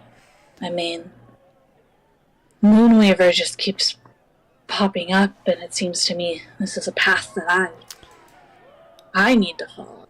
I'm not going to force any of you to do it, though. No, I mean, I'm not good at reading signs so much, but I can kind of read the stars as well. And, I think that might have some kind of destiny shared with the moon. And, I mean, we all did see the vision, so. It's true. Was shared with all of us. I mean, as long as there's not many sharks, I guess we could go. Right, Dork? There were Bazzoxan is sharks were inland. not part of the vision thing. I did notice that. I appreciate it. Right, and of course the path to Bazozan goes via the Emerald Loop. If there's such a thing as land sharks, you should be fine. I mean, a shark did lead us to it, so I mean.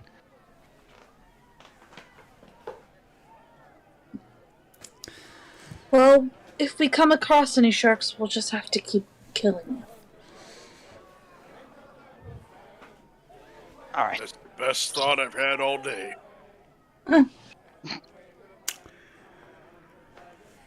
Well, I mean, I guess maybe we rest tonight. I'm still not feeling too hot, and then prep and head out in the morning. Yeah. Well, I think you should make haste to Bazozan, so I agree with that.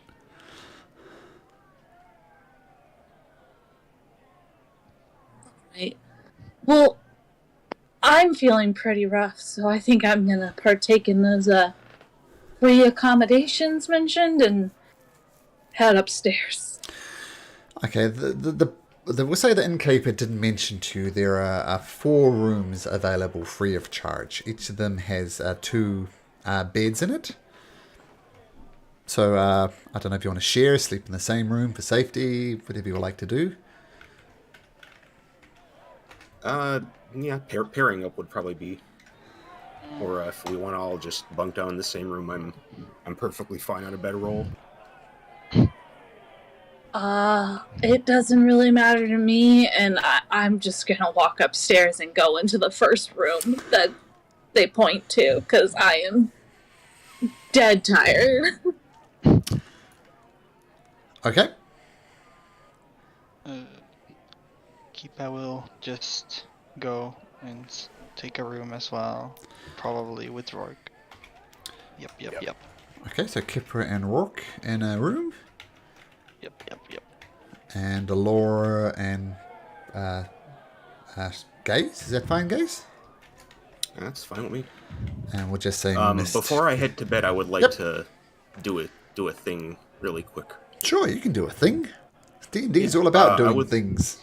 I would just like to go really quickly take a walk over to whatever temple the woman from the river was taken to. Okay. Or kind of wherever, she's being held or whatever, I guess. Okay, I'll show you exactly where that is. The temple...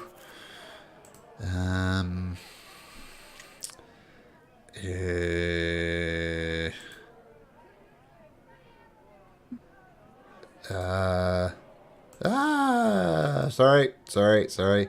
Yes, it's a temple of the Luxon, and it's right here at J8. So Luxon Temple.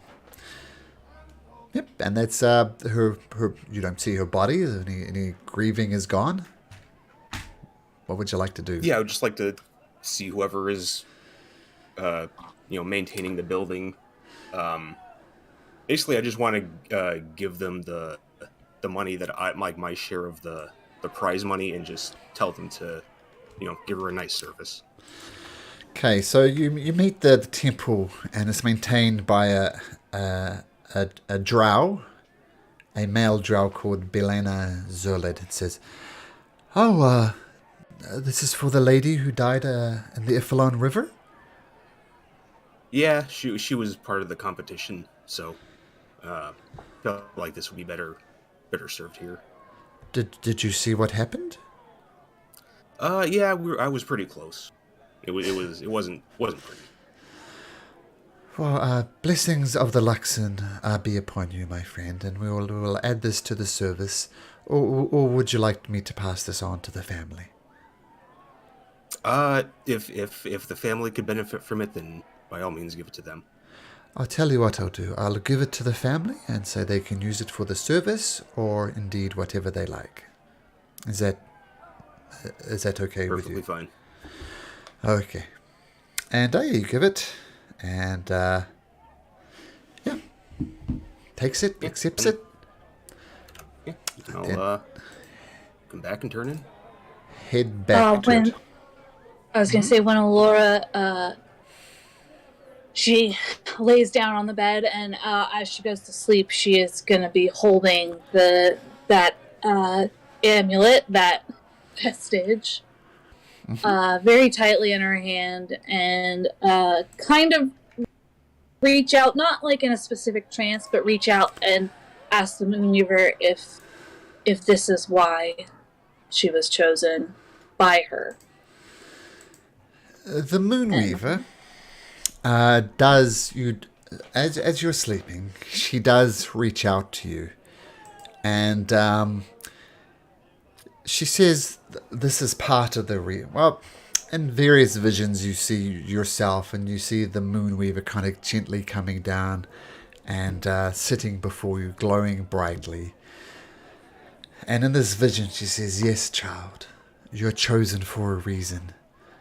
Hold this jewel close to your heart. It is critical. You prove yourself to me, child, and I'll reveal more and more of this power to you. Right now, I will help protect you with this jewel. And you gain +1 armor class while wearing this jewel. Now, I'm going to add this to your character sheet, Alora. All right. Outside of the session, though, because there's far too much clues in there. So I'm going to do a modified version of this jewel, add it to your character sheet, and so you'll just see it the next day or two. And you, Alora, you also need to be the light of the world as well. So shed your light, show it brightly. And while wearing this jewel, you can shed light out, just reflexively. But of course, sometimes the light shines too brightly, and you need to hide. And I will grant the jewel will grant you the ability to disappear as needed. But as I said, hold this jewel close to your heart, Alora. That is critical. Then the Moonweaver vanishes in a thing of mist, and she's gone, and that's where the vision ends.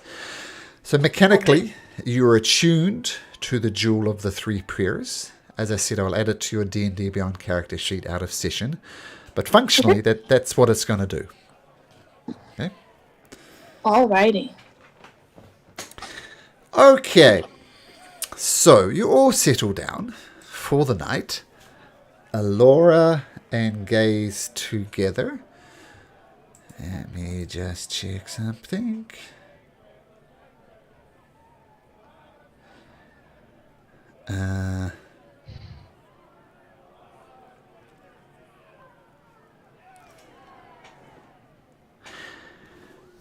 Okay. So, Alora, Gaze, you go to sleep. Kipper and Rourke together. A mist takes a moment. And you're drifting off to sleep. Alora, it's been a big day. And you're basically in a deep, deep slumber. Right. Feeling closer to the Moonweaver than perhaps you have ever felt before. And Gaze, a little bit harder for you to sleep. With everything that happened in the river, and you can't help but think about the lady in two and her grieving family. And you're struggling to get to sleep. And just as you're about to drift off to sleep, you see the door of the inn that you're in crack open. You're not sure if it's a dream or not, but this figure wears a thick black mask, a thick black cloak, and a hood with a mask on it. And you see him reaching for the jewel of three prayers from Alora's neck. And he gently removes it. Alora is still deeply asleep. And But my was on it. Gaze, what do? You're half dozing. I will use my wild shape and shapeshift into a panther and try to pounce on whoever I just saw. Okay. While I'm roaring to wake Alora up. Okay, so you bonus shape, wild shape into a panther. Well, it's an action to. So it's an action for you? Do that and then roar. Okay. To wake Alora up. So the thief notices you, and he takes a jump out the window and starts running off down there. But you let out a roar, and Alora, you wake up from your deep slumber. You reach reflexively to the jewel around your neck. It's not there. What do you do, Gaze? How high up are we? About 10 feet. I'm gonna try to move and jump out the window, and try to just run after them. Okay, so leaping. Sorry? Sorry. Would a roaring panther in an inn wake us up, even if we're in another room? Kipper and Rourke, make a perception check. It's going to be difficult. I'm going to give it a 15. Yeah, understandable. So perception check, DC 15 to be woken up. Kipper, I'm snoring. tired. Rourke, snoring.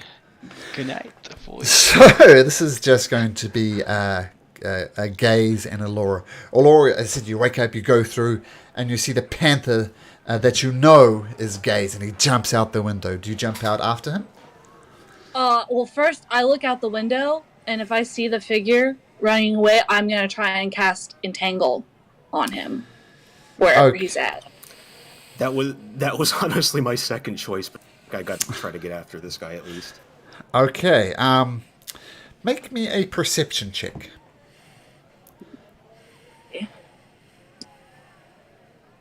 Not good. That was bad. You see Gaze charging after this figure, but you see several other figures, and who knows? It could be any Alright, of then them. I'm gonna follow, and I'm just gonna do action, bonus action, until I can get a bead on whoever this is, and be prepared to cast Entangle whenever Okay. I get a bead on who it is. Okay. So can actually just Gaze, can you make me a perception check, please? Okay. I have the panther has advantage on perception checks that rely on smell. Would that Not have helpful. any effect? Okay. Not helpful. And technically this perception check was when you saw the thief taking the necklace. So 11's not good enough, I'm afraid, for whatever it is. But the thief is running away. Laura, you jump down. Gaze, you jump down. Can I have both of you make me dexterity, athletics or acrobatics checks, please? Alrighty. Both of you jump out of the window and come almost do a nice little one of those rolls you do when you fall. You get back to your feet and you're instantly chasing after them. He's running away, dodging, throwing carts and things behind him. I have 50 feet of speed for the panther for normal movement as well. Okay. And do I have a bead on who it is yet? Because as soon as I know which figure it is, I'm gonna try and cast Entangle. Okay, well, let's see. First of all, I'm going to say since you're running faster than the thief, Gaze, I'm going to give you a dexterity check to try and catch him, and that will be at advantage. Okay. Okay. You jump and you leap at him, but he slides out of your way and he ducks around a corner. But this does give you a bead on this person. So, can you bring up the entanglement spell for me, please? Yes. Oh, did not go. But okay. he needs to make a strength save, right? Yes, DC 13 strength save, or he becomes restrained. Okay, Yes. I'm going to look up the stats for this exactly, and I'm going to have you roll for it to determine whether this goes up. But I need to look up something first.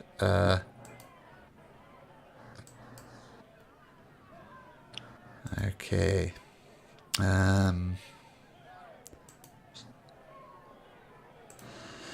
Okay, so it's a strength check, DC 12. If he makes it, he's going to skip away from it. It's a DC 13. Oh, DC 13, okay. Oops. Didn't bring up the right thing.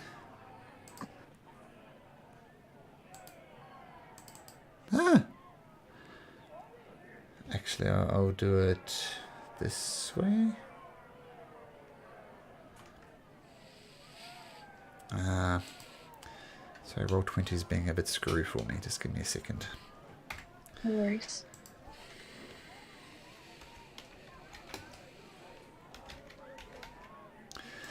Okay, so strength 13.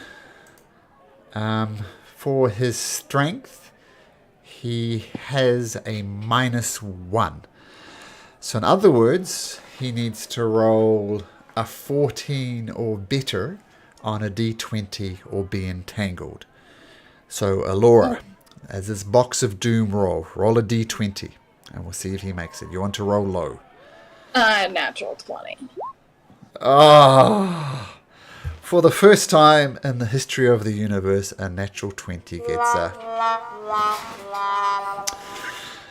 Wah, wah, wah, wah. Unfortunate. So the guy sees the tangle, he jumps away, and he starts dashing around, and he leaves around the corner, and he's out of sight. He's gone. Can From I try both to of us? dash?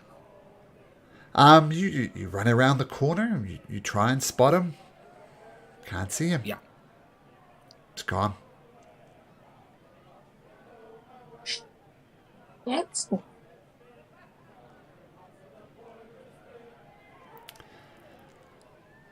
What do you do? And there's no sign of him at all. You've lost the trail. You tried to grapple him. He slipped out. You tried to entangle him. He jumped out of it. Luck of the dice just went against you. He's gone.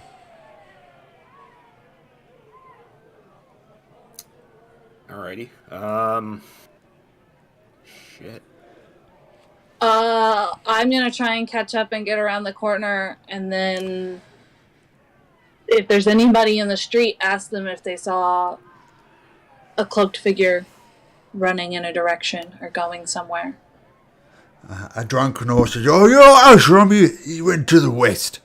And the goblin says, "No! Don't be silly. The hooded figure went south. I'm pretty sure he went up on that building." And you get lots and lots of contrasting information from drunkards.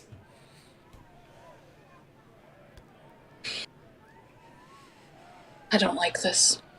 No. This sucks. Yeah. At this point, I would have.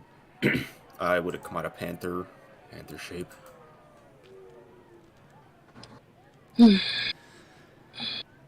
I don't have anything other than trying to track him, but I can't track very well in urban setting. Yeah, I don't really have much else. I tried. I know you did.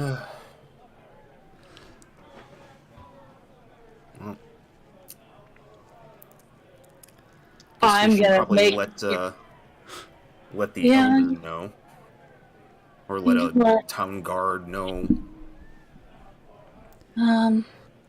Yeah.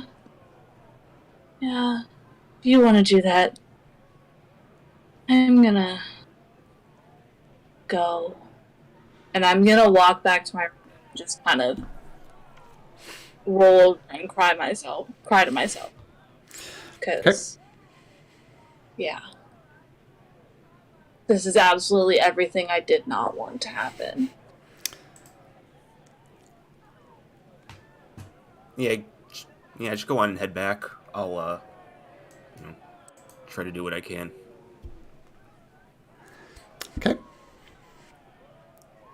She'll barely even acknowledge you when you say that when I head back.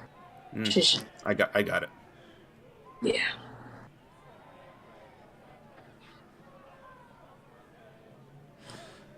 Okay. Yeah, I can't. So, I imagine everything that Alora was dreaming of and hoping for a long time came true. But then, just as quickly, was stolen away from you. Yeah, this is about the worst I've ever felt. And it's a very deep, dark hole that she has fallen into. So you all go to sleep in various ways. Rourke and Kipper, you just snooze through the whole night, blissfully unaware of what's happened. The good news, I guess, as you wake up, congratulations, you are now level 4. Awesome. Nice. Can finally have something at 16. Yes. Let's just take a moment to level up, and I'll just let Miss know as well. All right. I'll. Well, my hit die, I guess. D8. Oh, Go. nice. That's good. That's good. It's above average. That's good.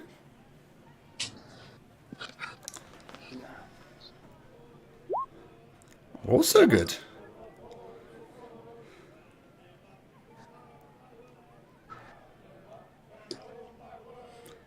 Rourke, Kipper, you gonna roll? Nah, I'm staying average right now. Okay. What about Rourke? Oh, buddy. What I did think it you was a roll? 2 last time. Now a 4. Yeah. Oh. Yeah, for some reason when I did the long rest, it reset my maximum hit points to not the right level, so I had to pick that. Well, thank you for making my choice in feat a very easy one. What are you choosing? Observant. I was just looking at that same exact one. Well, it was gonna be between that and Fey Touched, and what just happened made it a very obvious Yeah, choice. yours is already higher, so So, yeah. I'm taking Observant as my... Plus Feat. 5 to your passive perception. That's nice. So now it's what, 19? Is that right? It's 19 now? Yeah, 19. Yeah. Did you get any bump Well, to your I intelligence think it or might wisdom? be 20 because my wisdom was at an odd number, so it'll... Nice. oh yeah, mine would be 21, but I could see your reasons for wanting to take it. I mean, you can still take it, but like Oh, no, character reasons, like I think She's for taking someone it further. having a 19 in a group is pretty good. I think it's going to be 20 now because my wisdom also went up. Even better. So Okay. Did you take a feat, Gaze? I'm still kind of looking it over a little bit. What about Rourke? Did you do the ability score improvement or a feat? I'm looking over my options. Okay. You don't need to do it now. If you want to just decide later on in the week, that's fine. So don't stress about it if you're on the fence. Do you know what you want to do, Kipper? Feet? Yep, I need that intelligence to be above 14. I'm going for it. All right. Okay. Okay. So bump to intelligence. Very good. Yep. But you wake up in the morning, long rested. You feel a little bit more experienced. Rourke and Kipper, you wake up in a room. Mist comes over, knocks on the door, says hi.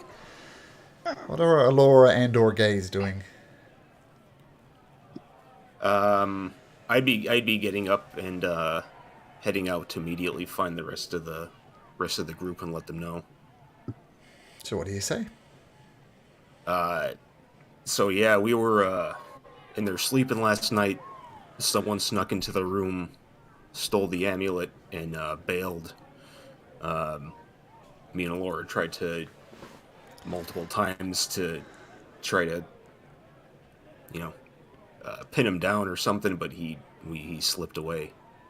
Some guy wearing some kind of black, really dark cloak. He was fast as shit, basically.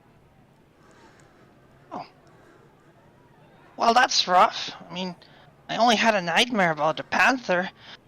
But that sounds way more exciting. Yeah, it wasn't. I wouldn't. I mean, it wasn't the good kind of exciting, But yeah. At least we know where the vision told us to go, right? Yeah, I mean, they chose us. They didn't just choose the amulet. Yeah. Got to think of it that way. Yep. Laura doesn't seem to be out yet. She's taking it bad, I suppose. Yeah, she's taking it a little rough. I think we should let her rest. Grab something to eat. Long rest, which does mean... Rourke! Well, here you go for your breakfast, and I'm gonna give him the alchemy jug. With beer. And that's it. That's all it. Okay. So I am going to take a feat. I'm going to take tough. Ooh. Nice. That's a good... Nice. That's fun. That's the one for the bonus hit points. Is that tough? Yep. Yes. Yeah. That's the one where you double... You take twice your level when you get it, and you get an additional 2 hit points for every level. Oh, with Yeah, your so crap. instead of having a max of 28 right now, we'll have a max of 36. Yeah. Nice. Oh, have you rolled badly? If you only had 28? Yeah. Rolled a 2 and a 4 in his last two hit point rolls. Yeah, that's bad if the cleric has more hit points than the barbarian. Yeah, with that So D12 has hit the dice. artificer. Well, But he can rage, so his hit points are kind of doubled. But even still. Even still, you're right. As you're letting... Laura, are you sleeping? Do you rise? Are you just gonna... Well, I mean, I've been sleeping, but not really sleeping well. And I'll hear Gaius get up. And then I will slowly get up and make my way down to them. But I'm not going to say anything yet. As you kind of gather outside your rooms at the top of the inn, the innkeeper comes up to you and says, "It's a human." Says, "Excuse me. I see you're awake. It is early. I didn't want to wake you, but there's someone downstairs who wants to talk to you." It's a drow gentleman. I believe he's from the temple. Yeah, I'll go. I guess I'll go. See what's going on. Do the rest of you follow? Yeah, I'll follow. Okay, Sounds so like you, the guy I talked to last night. it is indeed. It is Belena Zoliad. He says, you're awake. Please, come down. I have something interesting that you might want to know. But I feel even perhaps I should have waked you. Anyway, take a seat. Take a seat, please. Sure. So I've met you before. Gaze, I believe your name was. My name is Belena Zoliad. I'm a priest at the Temple of the Luxon. Yes, we spoke. I believe we spoke last night. Yes, I do not have time. Did not have time to pass on the gold to the family, but I hear that you found something. Ushru mentioned it to me. He felt that as a holy person, perhaps I should know this. And I heard there was a bit of ruckus in town and there was a chase. Can you please tell me what happened? Yes. Unfortunately, someone broke into our room last night. Stole the necklace right from around Alora's neck and bolted out the window. We tried to chase them down, but unfortunately they got lost in the alleyways here. Okay. Now, Unfortunately, I didn't really get a good look at them, but they were dressed very sketchily. as I said, I'm a priest at the Temple of the Luxon.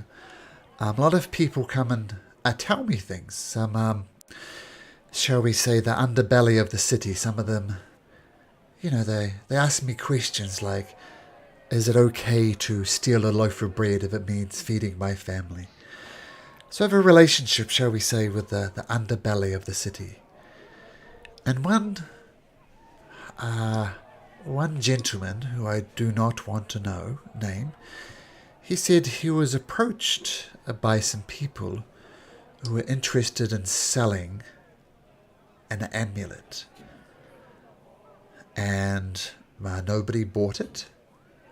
And the person who did it, he eventually gave up trying to sell it. And apparently they're heading to Bazozan.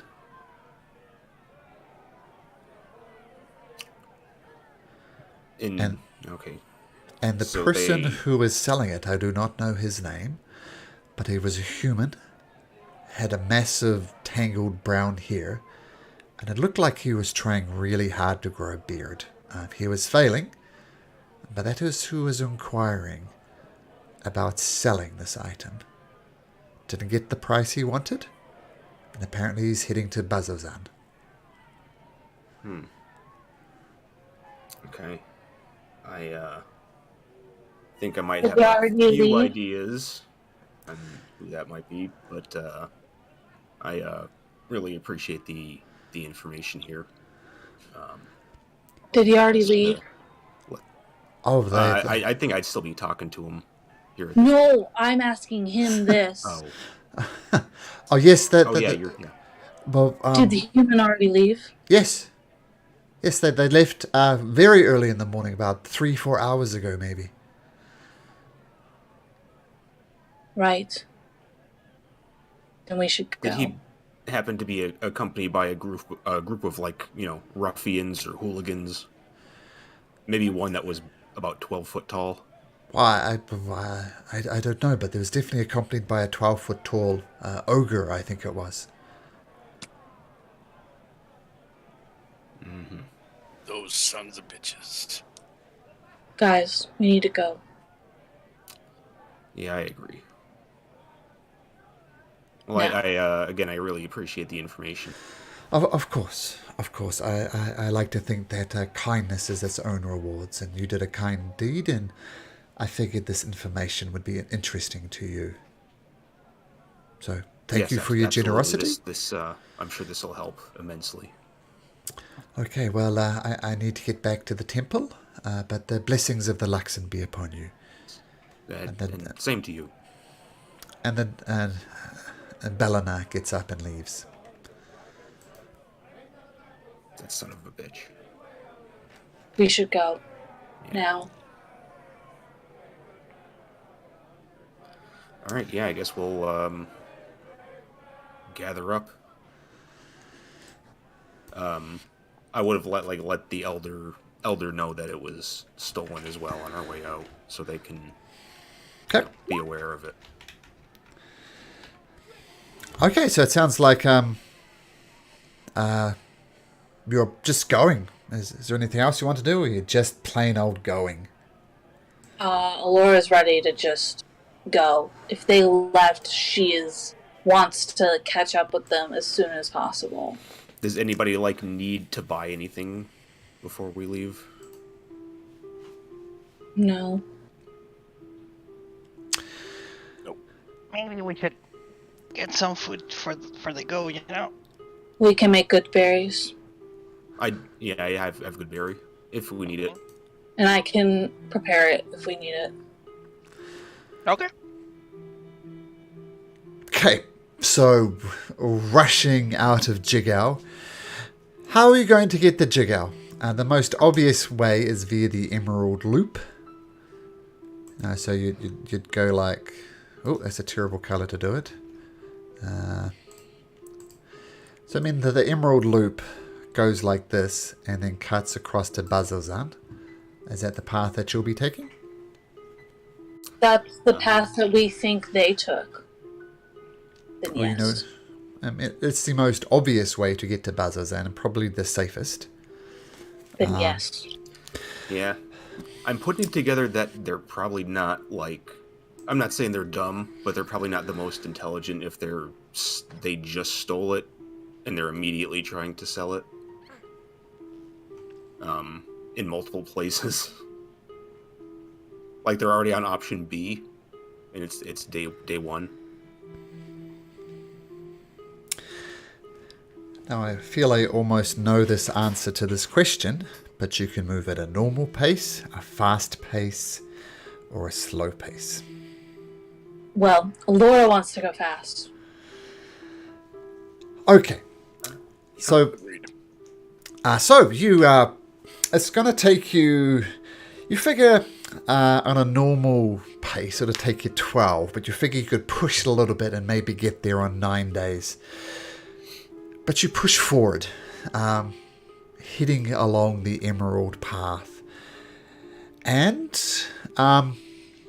you see no signs of the party.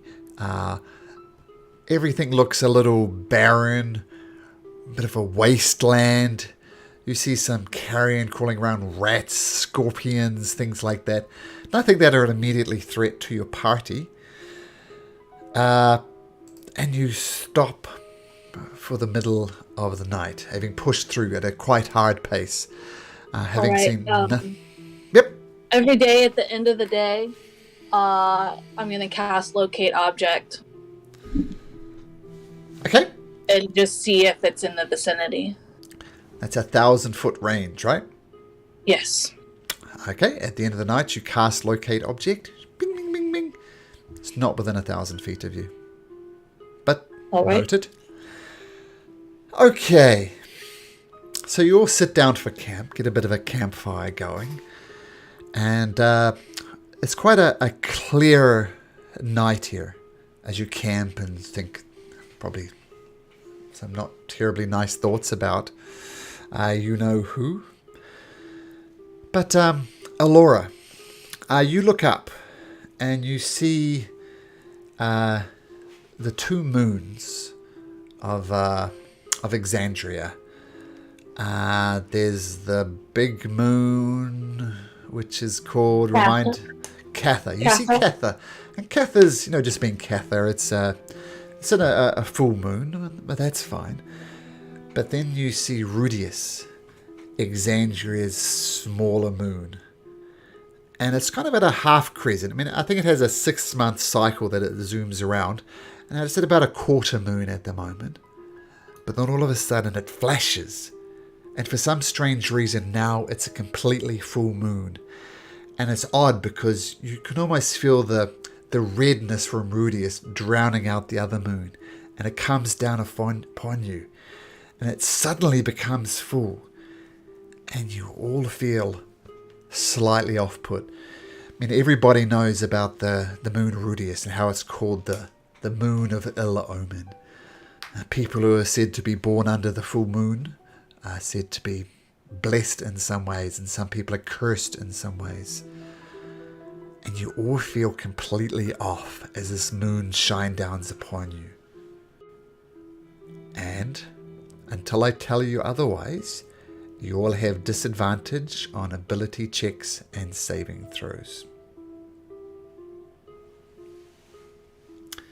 Alrighty. Then the moon goes back to a quarter crescent again.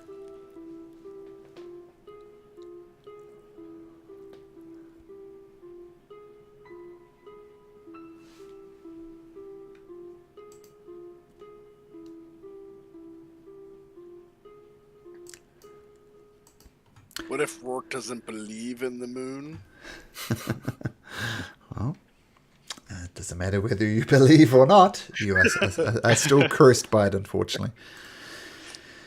Now, just to save us doing this again and again every night, I'm going to write out a watch order for nights, because this is going to at least a 9-day journey. So as a matter of course, who takes the first watch? How many watches per night? 3. I'll take the middle one. I'll go first. Who was that? That was Gaze? Shrimp? Gaze, okay. So first one is Gaze. Take the last. Rourke is the last. Third watch. And I took the middle. Yep, so Kipper, are you going to... Or are you just going to sleep through the night? No, I'll stay with Rourke. Okay, so third watch. Yeah, it's like how long is it? To like 3-hour watches or 2-hour watches? It's about 3 hours. I'll do it with Rourke. Okay, and I think Mist. Let's see, Alora, your passive perception is huge, as is Gaze. Mist. Yeah, if I can, I would like to